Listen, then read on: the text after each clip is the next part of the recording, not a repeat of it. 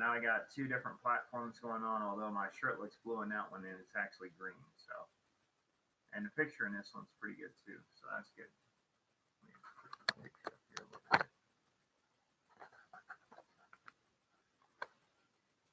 What's up, YouTube family? So, and I got Facebook family over here. So, guys, normally I'm using the phone here in order to go live because this is the best camera right here.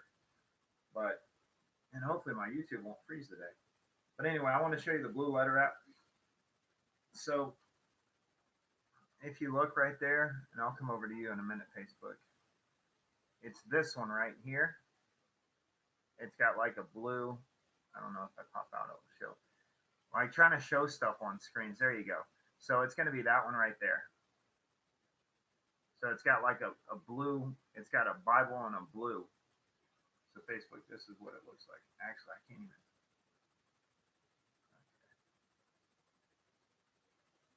So this is it right here. Where are you? Okay. Let's see here. That one right there. I know you can hardly see it. It's like it says BLB right there. That's the one. So that's what it looks like. I wonder if it shows better if I do a zoom up picture. There you go. It's that BLB one.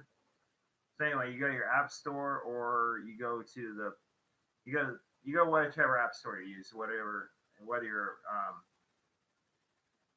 Mac or your PC or your whether you're iPhone or your Android. So Android, we go to the Play Store and you can find it. You just put in Blue Letter Bible app or Blue Letter Bible and it should pop up. Same thing with the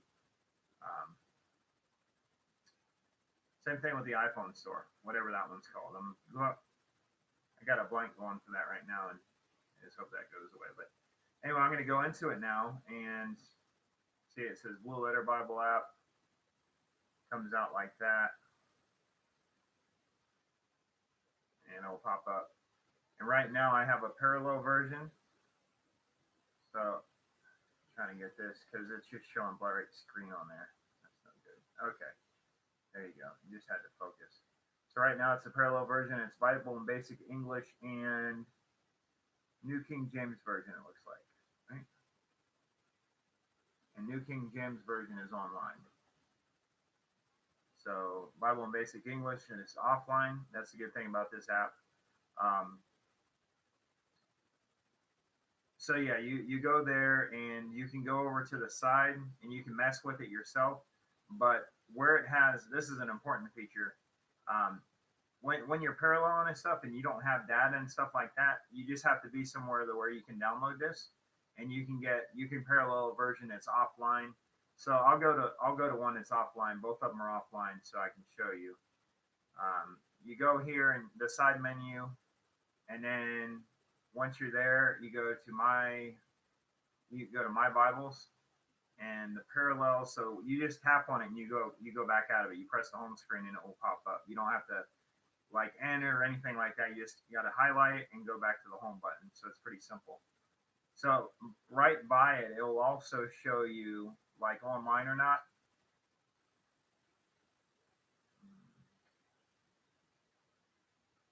There we go. So it'll show you whether it's online or not on the bottom. And you can download different ones too. Like that's a third. But I'll let you guys mess with it because I can talk to you all day long. But until some people, like for me, people can tell me what to do, and I'll take some of it. But sometimes I got to mess with stuff in order to remember it. Just because I'm more of a visual and a do it kind of person. So once you do things, it gets you that experience on a hands-on base. So it's good.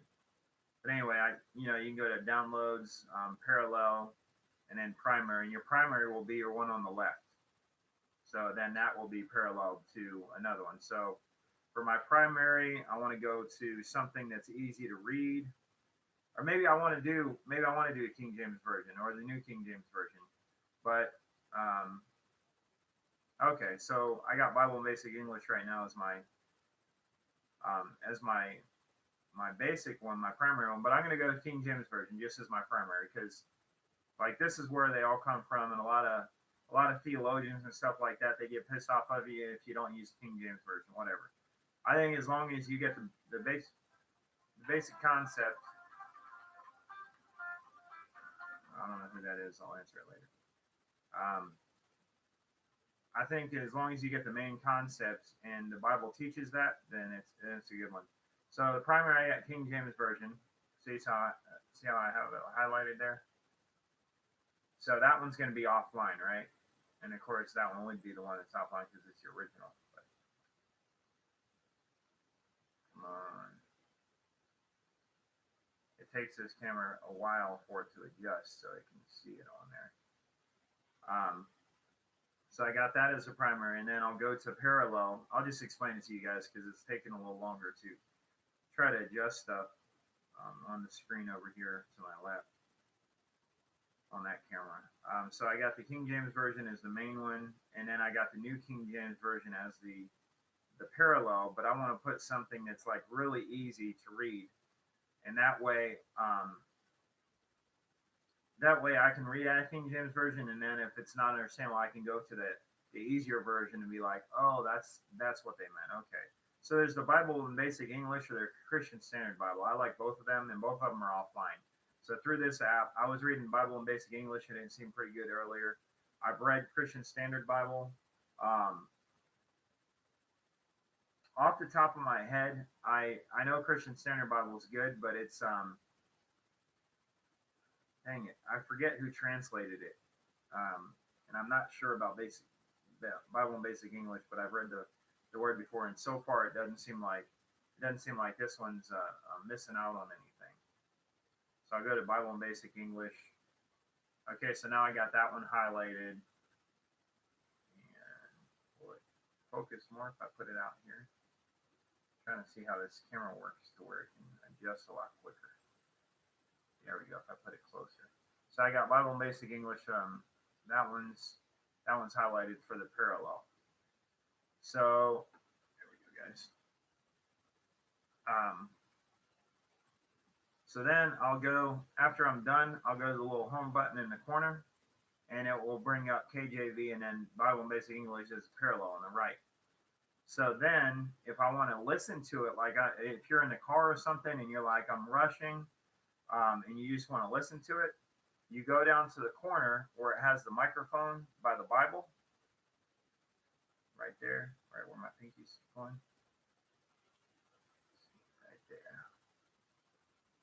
So you go there and you tap that, and then on the bottom part, it will have like a play button, and it will say, you'll have the verse, and you'll be able to mess with it, but you'll have the verse, and you'll have a drop down, and then you'll have the book and the verse. The book and the chapter, and then like I'm in Proverbs, and then chapter 27, and then it says KJV narrated. So if you want to hear something that's in the ancient English, you can go that way. But if you want, I would say that way with like dramatized, but they don't have a version of that. So you can go to drop down on the version, and you could do like I'll do NIV dramatized just to give you an idea, and they'll literally like play it out in their voice. That's what dramatized means. Narrated, it's more straightforward, I think. So you even have for those that don't speak that good at English, they have an RVR60 in Espanol on the bottom there. So it's a very useful app. You can also like you can make notes and save notes and highlight things or highlight verses and stuff, and you can have different color highlights and stuff of that nature. So it's pretty cool. So I'm going to go back there, and I'm just going to give you guys you can even do continuous and stuff. Some of these things I haven't even messed with on this app, but it's pretty cool. I was glad that my buddy Corey told me about this a while ago, and then when I went to the Way World Outreach, you go through these classes, and one of their homework assignments is to download this app. So it's definitely backed up by the Way World Outreach as well. But so I'll put KJV narrated. I don't know why I went back there. No, maybe I just didn't do NIV. So let's do. What was I going to do? let's do NLT dramatized, right? And I'll just let you guys listen. Chapter 27. Don't brag about tomorrow since you don't know what the day will bring. Don't praise yourself, let others do it. A stone is heavy and sand is weighty, but the resentment caused by a fool is heavier than both. Anger is cruel, and wrath is like a flood, but who can survive the destructiveness of jealousy? An open rebuke is better than hidden love. Wounds from a friend are better than many kisses from an enemy. Honey seems tasteless to a person who is full, but even bitter food tastes sweet to the hungry. A person who strays from home is like a bird that strays from its nest. The heartfelt counsel of a friend is as sweet as perfume and incense. Never abandon a friend, either yours or your father's. Then in your time of need, you won't have to ask your relatives for assistance. It is better to go to a neighbor than to a relative who lives far away. My child, how happy I will be if you turn out to be wise. Then I will be able to answer my critics. A prudent person foresees the danger ahead and takes precautions. The simpleton goes blindly on and suffers the consequences. Be sure to get collateral from anyone who guarantees the debt of a stranger. Get a deposit if someone guarantees the debt of an adulterous woman. If you shout a pleasant greeting to your neighbor too early in the morning, it will be counted as a curse. A nagging wife is as annoying as the constant dripping on a rainy day. Trying to stop her complaints is like trying to stop the wind or hold something with greased hands. As iron sharpens iron, a friend sharpens a friend. Workers who tend the victory are allowed to eat its fruit. In the same way, workers who protect their employer's interests will be rewarded. As a face is reflected in water, so the heart reflects the person. Just as death and destruction are never satisfied, so human desire is never satisfied. Fire tests the purity of silver and gold, but a person is tested by being praised. You cannot separate fools from their foolishness, even though you grind them like grain with mortar and pestle. Know the state of your flocks, and put your heart into caring for your herds, for riches don't last forever, and the crown might not be secure for the next generation.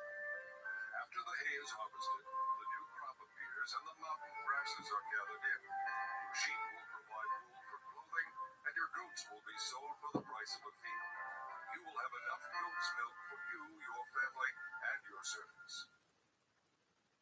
So, guys, that was the 27 verse in the NLT on the Blue Letter Bible app when you have it read and it's dramatized. So you can kind of hear that it was like played out with the voice, and it also had like background music that helped that out as well. I mentioned to a friend here, iron sharpens iron, on a comment on Facebook. So that one I'll go over, and I'll probably even put a post about it on my Facebook, like as far as writing it out and stuff. But it's a very important verse, and it's like there was even a guy that he made a shirt at church that had that, and it was an awesome shirt. I wanted to get it. I also want to get that one that says "No Jesus, no Jesus, no Jesus, no Jesus," something like that. So it's where you can get it to where it scrolls for you too. I forgot about that feature. It'll, like, if you're staying on one part, it'll just scroll for you, so you don't have to scroll. It's kind of a nice feature. But I also want to bring this up. So this is a fidget spinner, right, guys? This is like that middle part right there. That won't work for the because I was thinking of something to put on the back of the phone, right? So you can make TikTok videos that is like would be cool and stuff. And just twirl your phone and make the audience think of different things and stuff, or just give them a headache, like they're on a theme park ride or something. But that part, I'm sorry, guys, I didn't mean to lie to you. That part spins the outside part. So these other parts in the middle here, I'm supposing you could probably take this off, and that will be the same thing.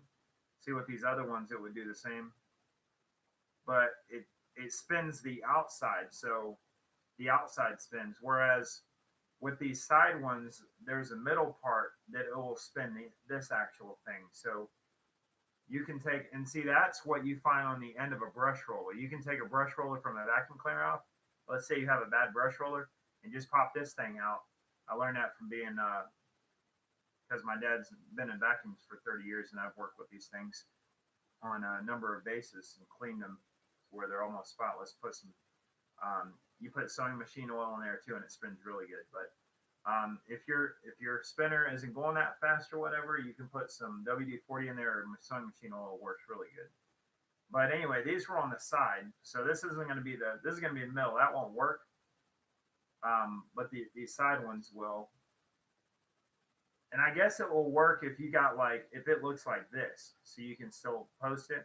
But what I'm going to do is I can't find my thing right now, but I'm going to put this on the back. That'll be on the main. I'll post that in there, and then I'll put that little thing that pops out on the back of that, and then on the back of that I'm going to put the magnet. So it'll all be a part, and then that all together, it's on a kickstand. So the thing that pops out can be a kickstand on its own. So before here, I popped this off. And took it off of the super glue. So yeah, the super glue was in there and it would just stay put. But now it has a kickstand. I did that so I could have use of the kickstand again. I hate the color of this, but I tried to spray paint one and it turned out I just threw it away. It was an older case and it really ruined the case. And I was pissed off because the case itself was it was a clip, you put it in there, and then you take that out, and you had the kickstand on it too, so it was like a really all-in-one. And yeah, it's pretty nice because they got some of these cases that are really. I thought of a case, I just haven't. I think I probably got it written down somewhere, but these cases they would have a kickstand inside the case that you would do, so that would turn into a kickstand and a clip, and then you take the phone outside, and the case itself. Not the clip. The case itself would have a kickstand on top of that, and then it would also be like a full case. It wouldn't be like this one's kind of a rinky-dink one because it's not. My other one, it's called Unicorn Beetle. I broke it eventually, but it took years for me to do that. Now I just got a screen protector on this one, and this is at least the case, right? So when it does drop, it doesn't break. But I liked my other one better because it literally had a thick protecting cover, and it was, like I said, it was Unicorn Beetle. It was the cheap version of a OtterBox. So if you guys don't want to spend the money for an OtterBox, but you want something that's like it, it's going to be a little bit bulky, but it's not going to be as bulky as some of those love cases, I think they're called. Then get an OtterBox. They're pretty cool. I had a white and a gray one, and I like the color from the get-go. So you have different colors as well. I was hoping that would be more neon green. I'm a big neon green fan. It turned out to be like a throw-up green instead, so I still use it. But in any case, guys, that's what I plan on doing. It's just I've got to make disciples crosses right here. I've got to make disciples crosses for my nephew, my niece. I've got to make like 4 blue ones, which I don't even know if I have enough wire for that. So I might have to just give them another thing. But I also told a lady that I work with that I'd get her one. But if you guys want one of these, just let me know, and I'll sell them to you for $9. They're as cheap as $5, but coming from me, this isn't all I do, so I'm just going to sell mine for $9. And if you go on the actual site, they'll sell you ones that are like practically perfect in the sense of the cross itself and how they're made. Because I tried to send them a couple, and they're like, this isn't the best material, but so they like kept, I think I sent them like 50 and they kept like maybe 2 or 3 of them. So I sold the rest of them. And it's not that they were really jacked up looking. It's just that they literally, when they sell theirs, they're very, very picky about what they buy them for. So they won't give you as much money as you can make them off from personally anyway. If you get down to selling them, they'll buy them from you for like $250 and then they'll sell them for $15. They're making a big profit. So it's just better for you to sell yours for $5 up to 15. So and the only thing Disciples Cross wants you to do is make sure you put your tags on them when you do sell them. That's just one of their marketing things. So, and that way they can build more people to want to sell them and make them and stuff like that. And they've helped a lot of people, like people that are in wheelchairs and are handicapped or whatever. Um, they just feel that they can glorify God through doing that. And people were doing it. The guy that made that was actually he was on Survivor, I think, a while back ago, and then he just started that business on his own because he was a youth leader. He wanted something that could be an easy marketing thing, but that can make the youth some money so they could go on mission trips and stuff. Okay, guys, so let's get into verse. I'm going to read out in NIV. I have an actual Bible. And today is the March 27th. We've got 9:23 right now, so let's try to be done by 10. And I got 41 minutes already on the live through the Facebook, but 20 minutes on the YouTube, so that's cool. I know when I look on YouTube videos, if they're over like 5 minutes, unless I'm like really wanting a study or something of that nature, then I won't even look at them. So I got to make videos like that for YouTube as well. But so this is out of the NIRV once again, and I'm just reading out this version to give you guys an idea that NIRV is it's pretty relevant and it's pretty simple to understand and read from. So here we go. We're also going to pray over this, and that's the most important thing before you do a Bible study or before you really start the day. And I definitely believe in it. So, Lord, I just thank you for this day, Father. I pray that that you use the Holy Spirit to speak through me, Father. I pray that we can get this study done in 30 minutes, if it be your will. I also pray for the people that are watching this, that see this, that take the time to watch this, Father, understand it. And if they're not believers, Father, I hope and pray that they accept Jesus Christ as their Lord and Savior. They allow Jesus Christ to forgive them of their sin, Father, and they just choose him and understand him to be the Son of the one and only God, and he himself in person is God in the flesh, Father, that died for our sin, and that's the perfect sacrifice that through him we get to you, Father. So we love you and we thank you just for everything you've done. I pray that people step up to the plate. They become who they need to be in you, Father, and that they understand that they know even through imperfection, that you still love them, that you still forgive them, and that you still ask them to come back into your presence, that you have open arms and an open door just to accept them back wherever they're at in life, Father, whether it be in the muck, whether it be in the height, what have you, Father. I just pray that they pay more attention to your word, that they deal with it, and that they overcome whatever struggle it is, and in that, Father, that they become stronger people in you, Father. But anyway, Lord, I just pray that people on the other side of this lens get this, Father, that you speak through me, Lord, and that I do a Bible study properly, Lord. So allow me to be who you want me to be, Lord. We love you. We thank you for your forgiveness, your grace, your love, your joy, and no matter where we're at in life, Father, just your light. It's in your Son, Jesus Christ, in that name we pray. Amen. It always feels good to say a good prayer. There's mechanical prayers, and then there's good, like, heartfelt prayers. And those are the ones that you don't pay attention to what's going on around you. You don't care about all that stuff. The spirit man takes over, and you literally deep down, you dig deep in your heart, and you say a heartfelt prayer. And those are the prayers that count, guys. Those are the ones that are awesome. Where you can just, it doesn't matter where you're at, you can go somewhere else inside your mind and inside your brain, inside your heart, and just pray to your creator, pray to your savior, and just be at one with that spirit. It's awesome stuff. It's really unexplainable. I just say awesome because some of these words are the best words I know, but it doesn't even do him justice. It doesn't even do him justice. Okay, so don't. This is Proverbs 27, the NIRV. Don't brag about tomorrow. You don't know what a day will bring. So verse 1, don't brag about tomorrow. You don't know what a day will bring. That's pretty self-explanatory, right? So bragging is all like, being prideful really about tomorrow, and you don't even know if you're going to die then.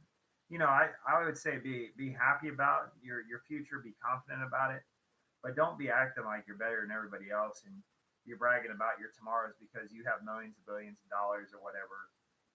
God can take that away just like that, or bad circumstances, or what have you. Something can slip up. So just be confident and be happy with what you got. And the more you have, that I mean, the better off it is. But it doesn't mean you need to like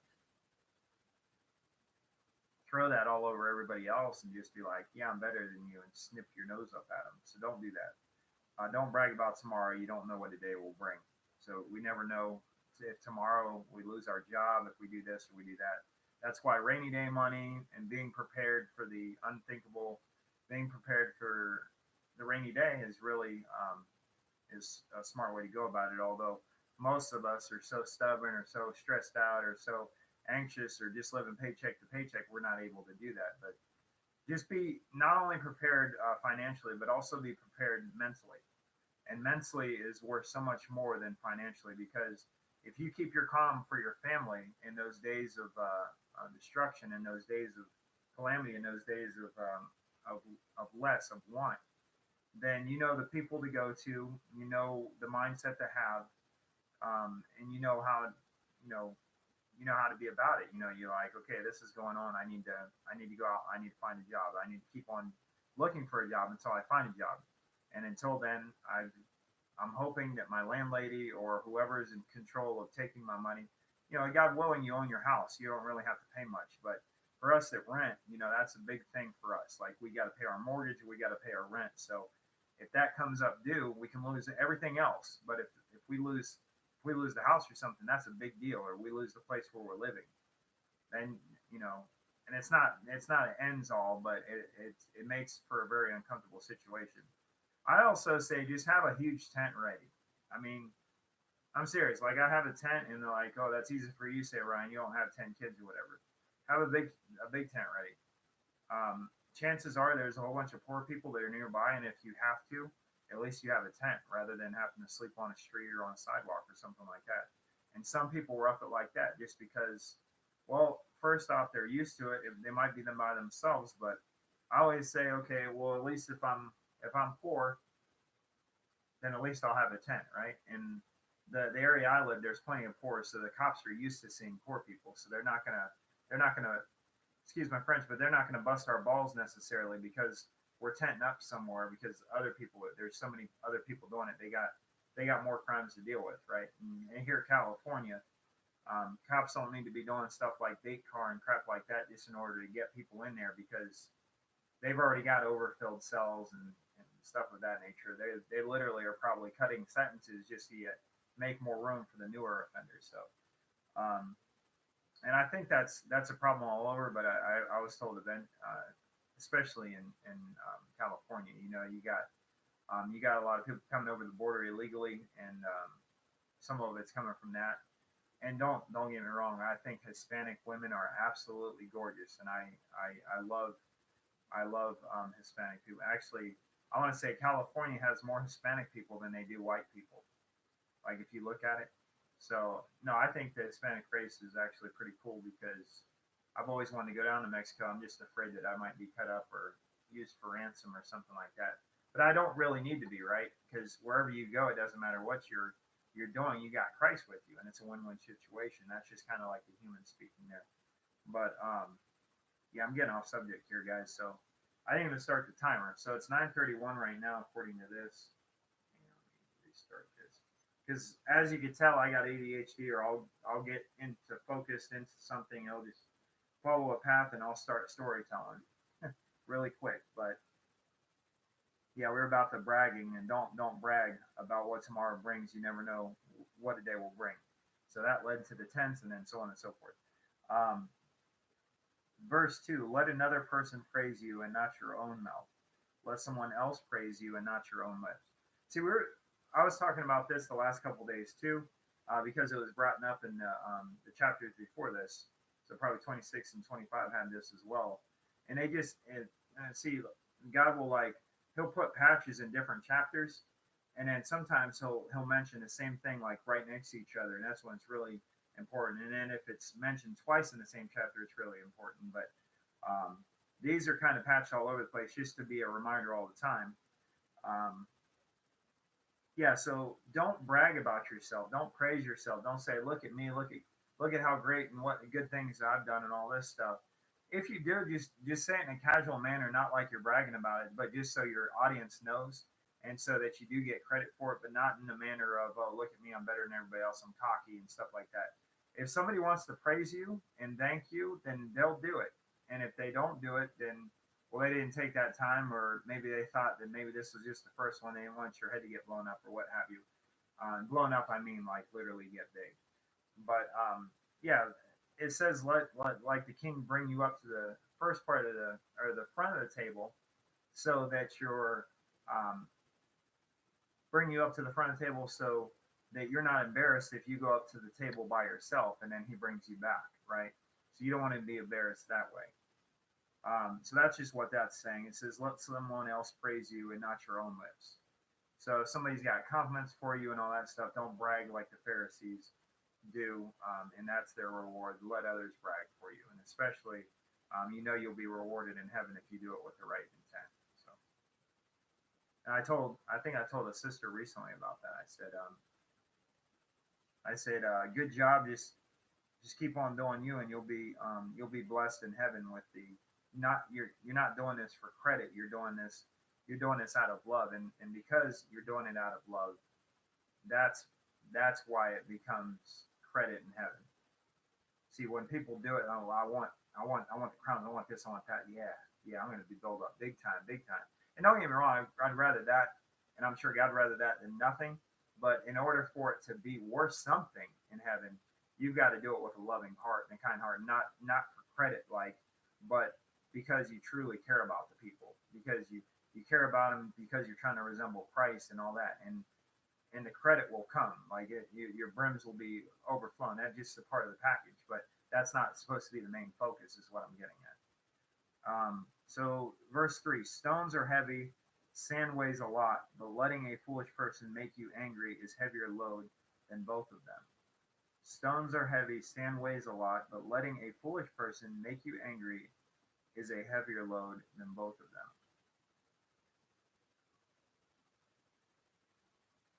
So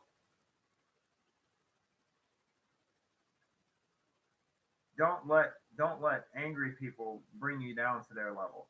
Like I have coworkers do this, and I always relate stuff to coworkers because I spend the most time with coworkers than I do anybody else.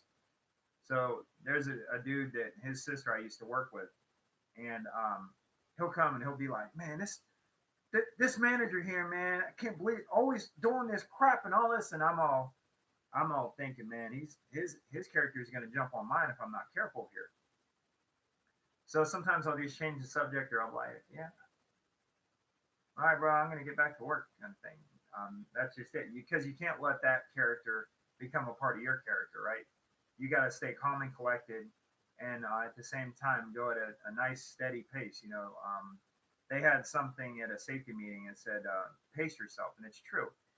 Because some people, like I have problems with anxiety, but that's also something I want to bring up, guys. Just go off to the side here for a bit. If you guys are relying on medicine, on pharmaceuticals and stuff like that, if you can help it, don't use it. Like and my mom always said that to taper yourself off. Don't just go off of it, but to taper yourself off. It depends on what it is too, right? But if you're taking something that you don't necessarily have to take, I'd say like try to control your own temple, try to control yourself. Get right with the Lord and try to control your own body. Because because He gives us that power, right? And the medicine and all that's a quick fix for those that have the money for it and stuff. And then you're dependent on some medicine. I mean, what if you're taken prisoner in another? People don't think about that, but they're not going to have their medicine then. Will they die from it? I don't know. It depends on what it's for. If it's for your heart, it's one thing. But if it's because you're like anxious all the time, or you got ADHD or something like that, because I was told I have these things, but if you like, if you try to work on it, you see where it is that you're, and you focus and you control this body rather than this body controlling you, then you can do some awesome stuff. Um, and sometimes you can use it to your advantage, right? So if you're gonna be rushing stuff anyways, do it at your own home or something of that nature. Don't, but in the end, don't make excuses for like doing what the Bible says not to. The Bible says be anxious for nothing, so don't be anxious for nothing. Take hurry out of the way. Now does that mean don't like go slow? No, not at all. That means just be calm and collected. And what there's a guy that did PX90 or accuracy and then speed. I don't know. I don't remember what his name is, but he came up with this accuracy and then speed. So you do something accurate, you find the system, and then you'll get faster at doing it at a calm pace. But when you're like all anxious and everything, and you're trying to make those numbers and all that, it's mainly hurting you a lot, but it's also hurting your coworkers because then they kind of got a feeling like maybe they got to step up to the plate or they're going to get booted because they're not going fast enough. Whereas you're just being, I mean, you're going beast mode, but you're not even doing beast mode properly because you're hurting yourself. Like if you're having a problem with that. So I have a problem with that, and I used to allow myself to get to that, but it wouldn't be like with these scanners too. You got to pay attention to what you're scanning because sometimes you'll get a red screen, and if you keep on scanning, you'll do a whole stack, and you got to do another stack. You got to do it all over again because that didn't scan right. So you got to pay attention to your packages too. And so when people are like, okay, we're just going to go, we're going to get this kind of thing, and you're not paying attention. You're just looking at the barcode and going like that. But you got to stay calm and collected, even when body language around you is saying to do otherwise, or they're about something else. So yeah, and just pace yourself. So what I was getting at also is just don't rely on the medicine if you can help it. Because first off, it help your paycheck, of course, but I mean, it will help your pocketbook, as they say, or your wallet.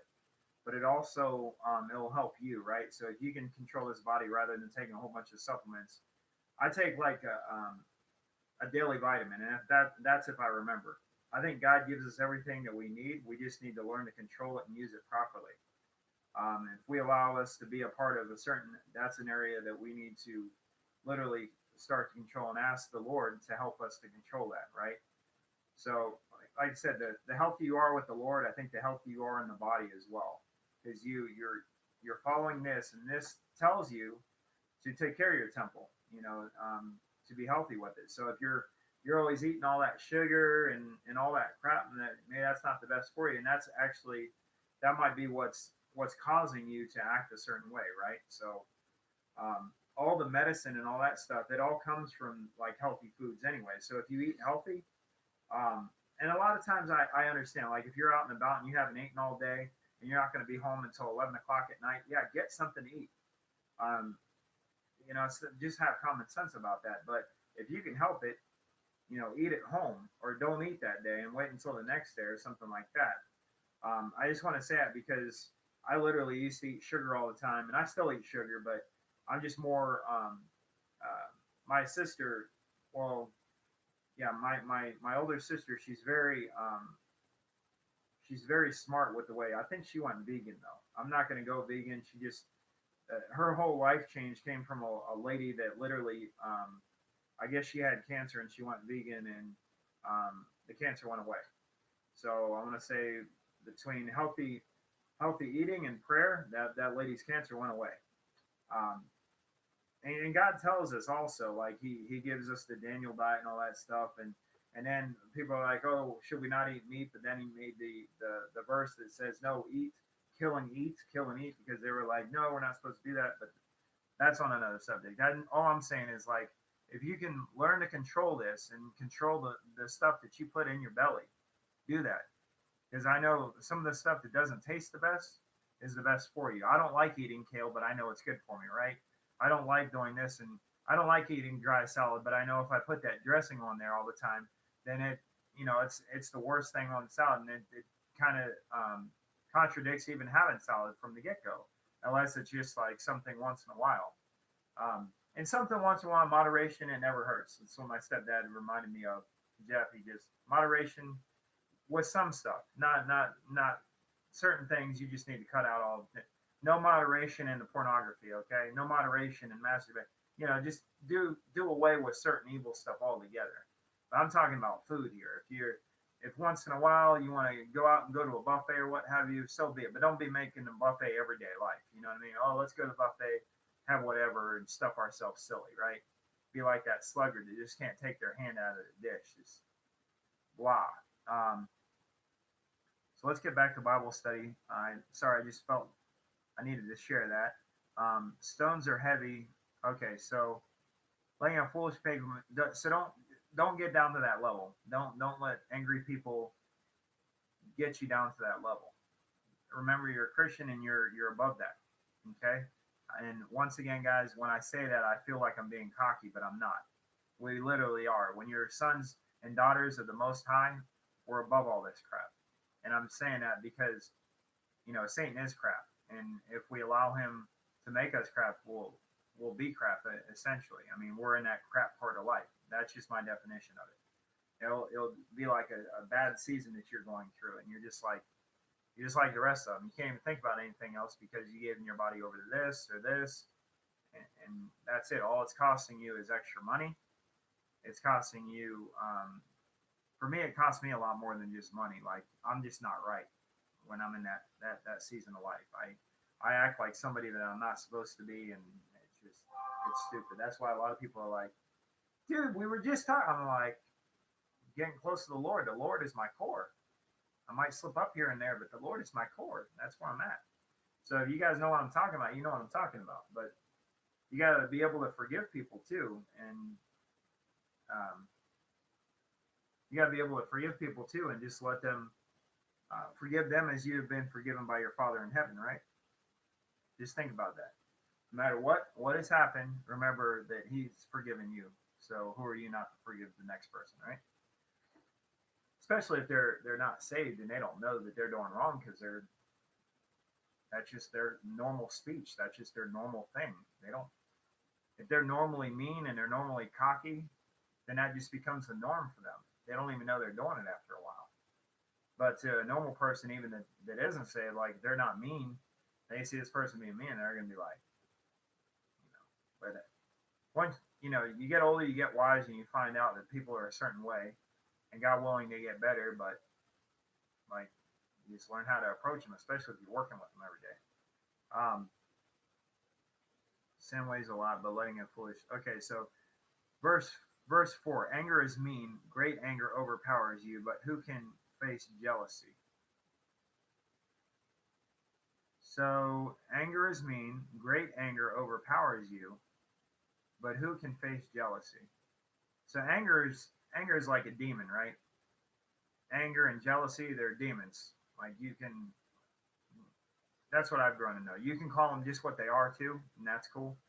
Whatever works for you, but just know that they're bad. They're of the darkness, right?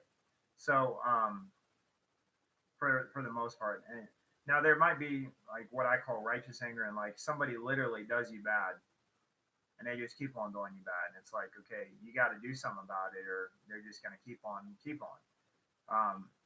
So you have a right to be angry, but these other little things people might not even know, because that's just the way they handle it. And you got to know that's how they talk, whether it be right or wrong in your book. That's just how they get down. I mean, if you got a group that cusses all the time, probably don't want to be with that group, or they're mean to each other, and that's just their way of saying, hi, buddy. Probably don't want to hang out with those people, right? But that's just how they get down.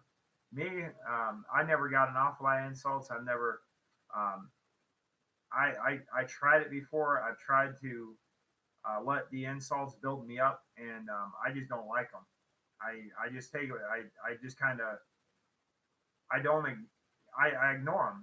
That's what it literally comes down to. When I'm insulted, if it's really bad and it just keeps on continuing, I'll talk to the person about it, but I'll just let it go in one ear and out the other for the most part. But yeah, I'm oh, what's up, Ronnie from YouTube? Hello, brother. I am doing good, brother, but my church members are not happy now. We'll have to talk about that when I'm off alive, though. But thank you for being my only subscriber, I think, or the only person on there. I don't know. I guess I got to find out how YouTube works exactly. I'm pretty good with how Facebook does it. I appreciate everybody for checking out my live too, guys. We're in Proverbs 27 here, and we're going over anger is mean, great anger overpowers you, but who can face jealousy? So it just goes to show me that jealousy is really strong, even stronger than anger can be sometimes. So if you're jealous over somebody, don't go to the great lengths in order to cause harm on the person that you're jealous about, or the person that they're doing the jealousy with, or what have you. It depends on what kind of jealousy you're talking about. I can be jealous of my neighbor because he has a Supra, okay, and that inside itself is kind of coveting, right? But if I like something and I see it, I'm like, dang, that's nice. I want one day. I'm gonna turn it right back around, and I'm gonna want to, like, my ultimate goal with that car is to like Christianize it out. That's what I call it. Literally glorify. And a lot of people will get on me. They'll be like, "But don't you think you could use that money for the poor?" How many more people will see this, and how many poor people? You're always gonna have poor people, right?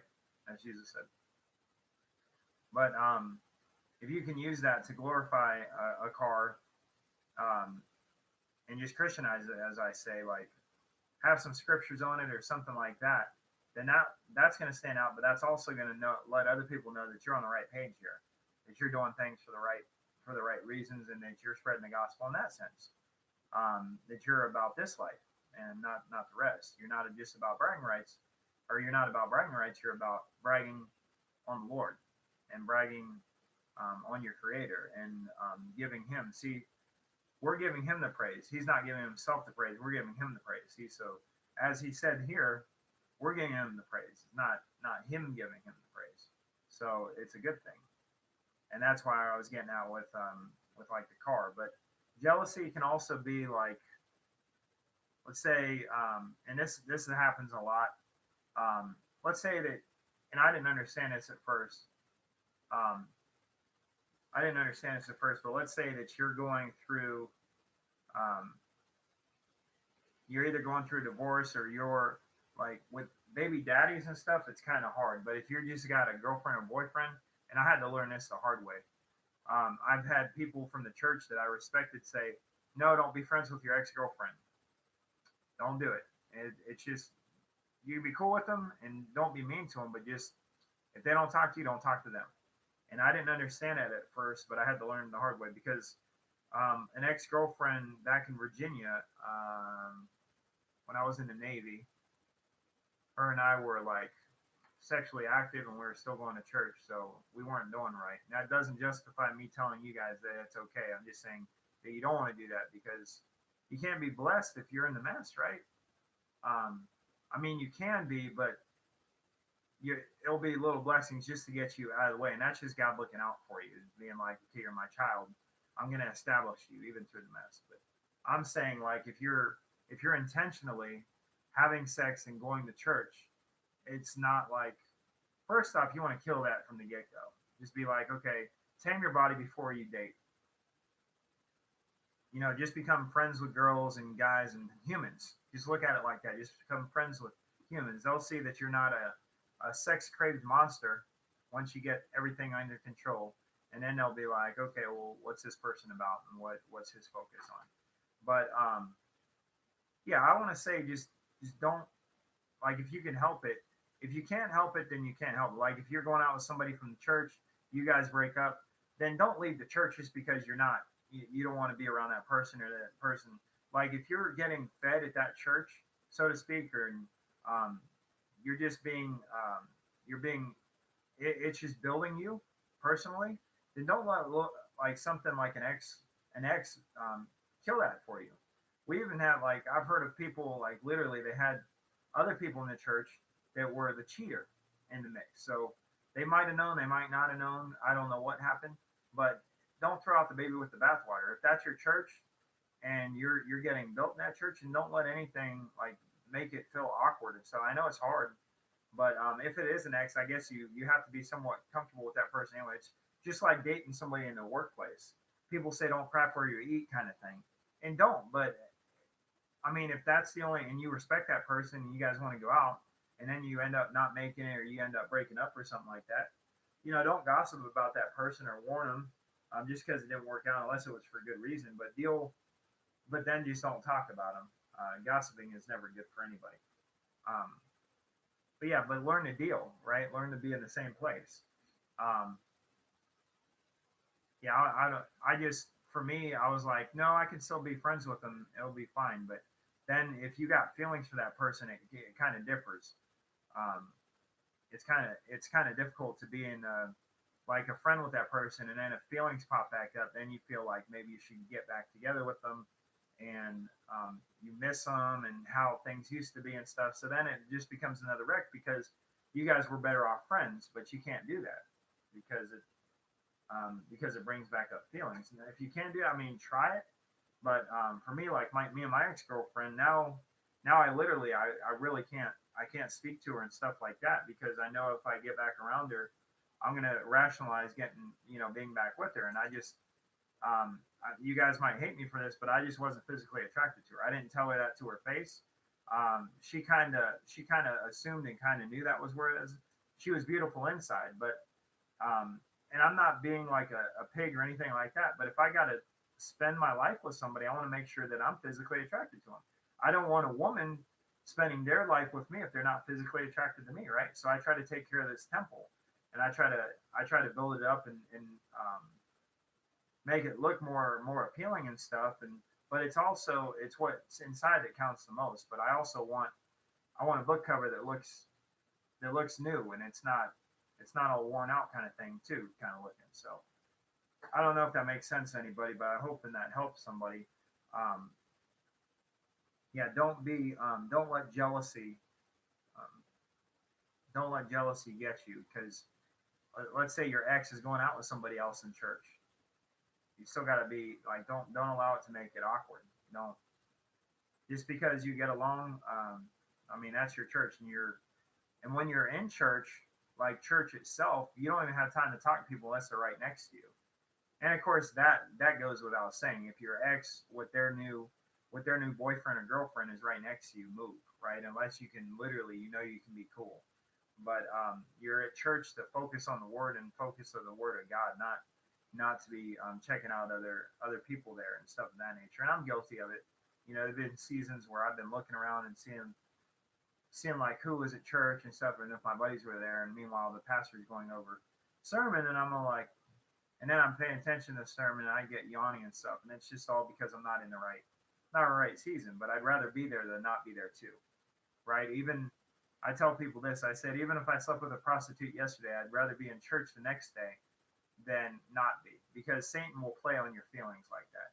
I know because I've gotten to when I lived here, I've gotten to a dangerous low to where I wanted to commit suicide, and it was just really it was really dangerous. And that's not if you guys are on here and you're watching, and it's I don't have problems with that anymore. And to tell you the truth, I knew that what was in me was stronger than the enemy that was attacking me anyway at the time. Um, if something like that does happen and you don't feel like you have family members or friends, you're just going to feel like Satan's going to make you feel like extra combined. He's going to put you in a corner and make you feel like you ain't got nobody, that you're a waste of breath, so on and so forth. End your life. It will be better off for your family. He'll make you think all these thoughts. Don't let him lie to you. All he's there is to kill, steal, and destroy, and he's the father of lies. Like that's his natural tongue is lying. So he'll do whatever he can in order for you to get back into your sin, back into your crap, back into your hopelessness of I've went too far this time, and eventually he'll make you feel like you've done that habitual sin so bad or done too much to where you're better off just killing yourself. And it's not true, guys. God has bigger plans for you. He's got plans for you to prosper and so on and so forth. So just remember that. And remember that Jesus is always going to be there for you, and he's always going to be your loving father, even if you don't have a father or your father or mother are acting like retards or whatever, or going through a season themselves. They're human as well, right? So yeah, just have some common sense and um, don't put yourself in situations you don't have to. But but also don't take that to the extent of leaving your church. Okay, if you're in a church and you're comfortable in that church, and I don't mean like comfortable, I mean like you're growing in that church. it's growing you. It's pushing you. It's making you the person that God really wants you to be because they're growing. So in effect, they're helping grow people, and they're doing what they're supposed to do, and they're aligned with the Word. Then don't leave that church. It'd be dangerous for you to leave the church just because an ex girlfriend or ex boyfriend there, or an ex wife or an ex husband, and their cheater or something is still going there. God bless them, man. Hopefully they live out of that. You know what I mean? Because when I heard that, I'm like, man, that's nuts. But we've got a church full of every type of walk of people, and it's because it's a hospital. It's not a country club. It's a hospital. People are going to be hurting. They're going to be going through certain situations, and whether they leave or not, that's up to them. But they don't feel so because I've been there before. Don't feel so awkward. I've asked out two girls from the church, one of which was a coworker at the time, and she still goes there. So I still go to church. She shows up every once in a blue moon, but it's whatever. Um, and she said no, that's fine. It's whatever, but you just got to learn the deal. So she said no, and then there was another girl that I hardly knew that I think I approached this wrong. I gave her my number and I said, um, I asked her if she was single, and she said yes, and she already knew I went to the church, and she had a son, and what did I say? I said, well, here's my number. I'd like to take you out sometime, but I'll let you make the decision. And I put the ball in their court, and I gave the human too much time to think about it too. Like you want somebody's initial reaction, not to take advantage of them, but to get their initial reaction, and so their thoughts don't talk them out of it later on. So if they would have been like if I would have said, "Can I have your number?" She's either gonna say, well, maybe later. I don't give out my number, or no, just straight up. So you want that initial reaction. You don't want to be like in mystery, wondering, and then you're waiting for them, and so on and so forth. You want the initial reaction. So that was definitely the wrong approach. If I would have approached it differently, I would have got a straight answer right then and there, rather than wasting my time on thinking, did they or not. No, I said, here's my number. If I don't hear from you, obviously I'll take a hint. So I didn't hear from her, and I took a hint, but it wasn't. I should have asked for her number because, like I said, you give a human too much time to think, and it's gonna be no good. So, because like I said, you got negative thoughts in your head. I even when I go in the sauna, I wear my old iPod or my phone in a protective case in the sauna because my mind and my whine is literally going on, and it's like, it's just whining and it's sweating and all this stuff, and then you're just, and then you're getting anxious, and you're like, your breathing changes and all that stuff. So if I have music in my ears, it helps me calm down, and it helps me like stay focused. So next thing you know, I'm in there for 15, 21 minutes or what have you, and it's no big deal. Like I'm calm and I'm collected because I was listening to music and paying attention to motivation or whatever that I have playing on there. So yeah, guys, don't be jealous. That I know this completely went off subject, and I'm passing time now. We're at 118 on Facebook and 58 on YouTube, but we're not anywhere close to being done because it says we're in verse 4. So verse 5: being warned openly is better than being loved in secret. Being warned openly is better than being loved in secret. So I'd rather somebody yell, "Hey, there's a monster outside," or "They're shooting outside," rather than somebody, loving me in secret. Because if that's my life, then I want to know that I can be prepared to run away, right? They got a gun, you don't. Do the math. Being warned openly is better than being loved in secret.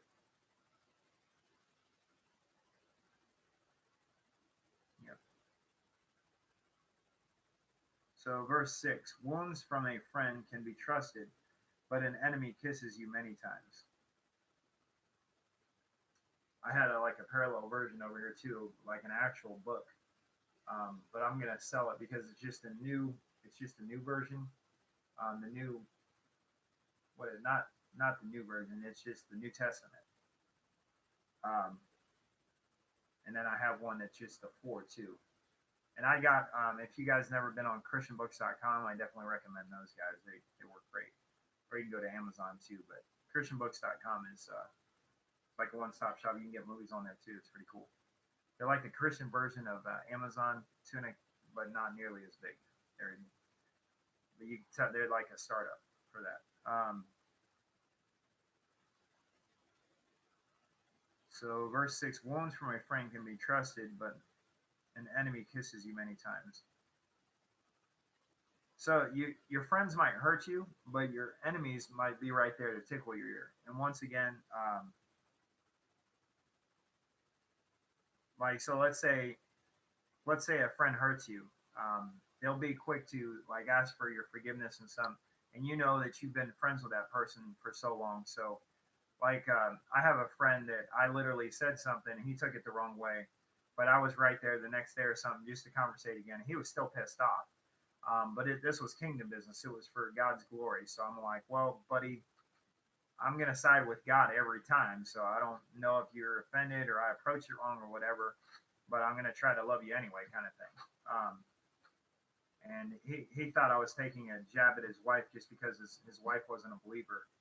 But that wasn't what was going on. I was like, no, Mormons are like a cult, and his wife, I guess, used to be Mormon, and I was trying to explain that thing. He's all like, yo, I can understand you putting me down or putting my friends down, but putting my wife down, and I'm all like, that's not where I'm coming from, bro. I'm just trying to tell you what this cult does and what the. And I'm not saying that the people that follow it are idiots or anything like that, but that they might just be blinded and then just in that season, or their family might be into it, yada yada yada.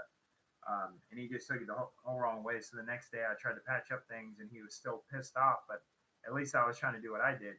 And eventually, we got back to be friends. But yeah, I can still tell, like just by the way he talks to me, he's still kind of pissed at me. But I still find him to be a good friend, and in the long run, I think, and I still like he's a work in progress. And that's what I look at it like that. Like I don't feel like I've literally planted my seed with him. That's why I'm still hang out with him, still talk to him and stuff like that. Other people might be so pissed off and be like, well, that's that's not a seed that I need to be planting. Somebody else needs to be planting that seed. God can water them when they want to or whatnot. But that's the thing. See, I don't think I've even planted it with them yet, so God can't even water it yet. But there are certain times though that it's literally not the right time and not the right season for them to hear about God, and like you try it and then they deny it like strongly, and then you're like, okay, whatever. But at least I did my part, right?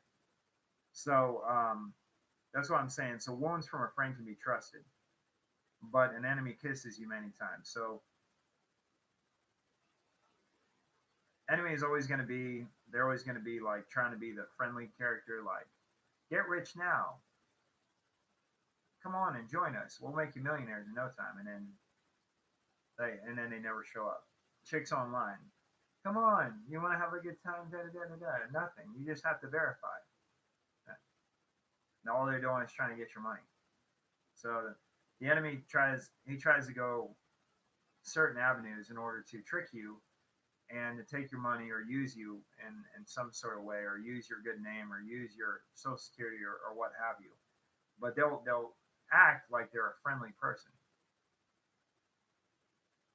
Let the fruits speak for the person themselves. Like the fruits will tell you, right? The fruits of your nature. That's why right off the bat you can't see somebody. God bless you too, Ronnie. Thanks for watching, bro. I don't know if you're still there or not.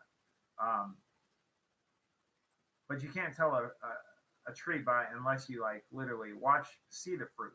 So many people like they're like, oh, they seem like a nice person, and just go off that first initial thing. But if they literally find out who they are outside of work or outside of church, and they see them through a tough time and stuff like that, that's when you truly find what a person's like when they're going through a tough time, and what they do. Will they go back to the drinking? Will they go back to the drugs? Or will they get on their knees and pray to God and say, listen, God, I'm going through a tough time here. I need some help, and I need you to help me to have the right mindset to get through this, because I know you're the corner block. You're the cornerstone, right?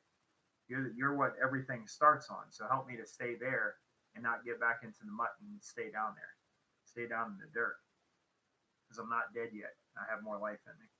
Um, yeah. So just be aware of that. Verse 7: When you are full, you even hate honey. When you are hungry, even what is bitter tastes sweet. When you are full, you even hate honey. When you are hungry, even what is bitter tastes sweet. And that's true. I don't know if you guys ever went without eating for a while, and then you taste like a fry that is normally, it tastes okay, but that fry right then and there, you taste every aspect of that fry. You can taste the butter, the salt on it. You're like, dang, this is a good fry. Like, dude, those are just our normal kitchen fries, or that those are just our normal lunch lady fries. I don't know what you're talking about. You don't know. They don't know understand what's going on though. Like, dang, this is good. So to me, that's just saying that you learn to appreciate things more when you maybe when you go without them for a while. Yeah, I just set my turtle up with. I check him out every once in a while. I just set him up with the filter, so now I won't have to change the water as often. And it's not me being lazy. It's nicer because I see him and he's got algae all over the place. But with this, it will keep things going. Hopefully the algae will. And I can add more rocks and stuff to his aquarium now if this works out. This filter was for a fish, these beta fish that I used to have, and I remember having it, so I just put it to use in his. As long as it's like a 1 to 3 gallon one. I just got to get him a. He's the only one that survived with just a lamp, but I got to get him another type of lamp I can't think of right now. So yeah, when you are full, you even hate honey. So when you're full, you're full. Doesn't matter what it is. Most of the time, that's true. Sometimes I'll get full off of something, but I can taste something else. But my tongue will be raw to whatever I was eating. You eat a million grapes, you're like, I don't want no more grapes. But give me that piece of chocolate. Just want a piece of chocolate. Sometimes you're so full, and that's overdoing it. That's gluttony. Anyway, um, when you are hungry, even what is bitter tastes sweet. So just give me something. I'm hungry here. A man who wanders away from his home is like a bird that wanders from its nest. True, right? You know, you're in the military or you're doing a business trip or whatever, and you're away from your kid and from your family. I mean, technology. Everybody's so against technology, but in times like that, I want to say that in times like that, it definitely comes into handy, right? You can't tell me that trips overseas aren't stoked about when Skype came out, free Skype, to where military could see their family and chat with them every once in a while and remind them of what they're doing this for, why they're fighting for their country, and why they're fighting for the freedom that we have. Um, so technology isn't all bad, guys, and it just goes to show you that yeah, you just want to stay close to home, right? I know even truckers they get out and unless they're traveling with their wife or something like that, it's got to be tough on them. So just be mindful. Like, yeah, it might pay you like $75,000 to $100,000, but at what cost? Are you going to see your daughter or your son grow up? I mean, yeah, at least it's going to be providing for them monetarily, like, but for how long, kind of thing. And are you going to be able to come back, or are they just going to be using you through and through? I know a lot of people. They quit their trucking job. Well, I guess not a lot, but I know one that came to mind right now, and he said, yeah, I was making 70,000 a year or something like that, and he was working for his uncle, or like, but he's all like, or some company that is.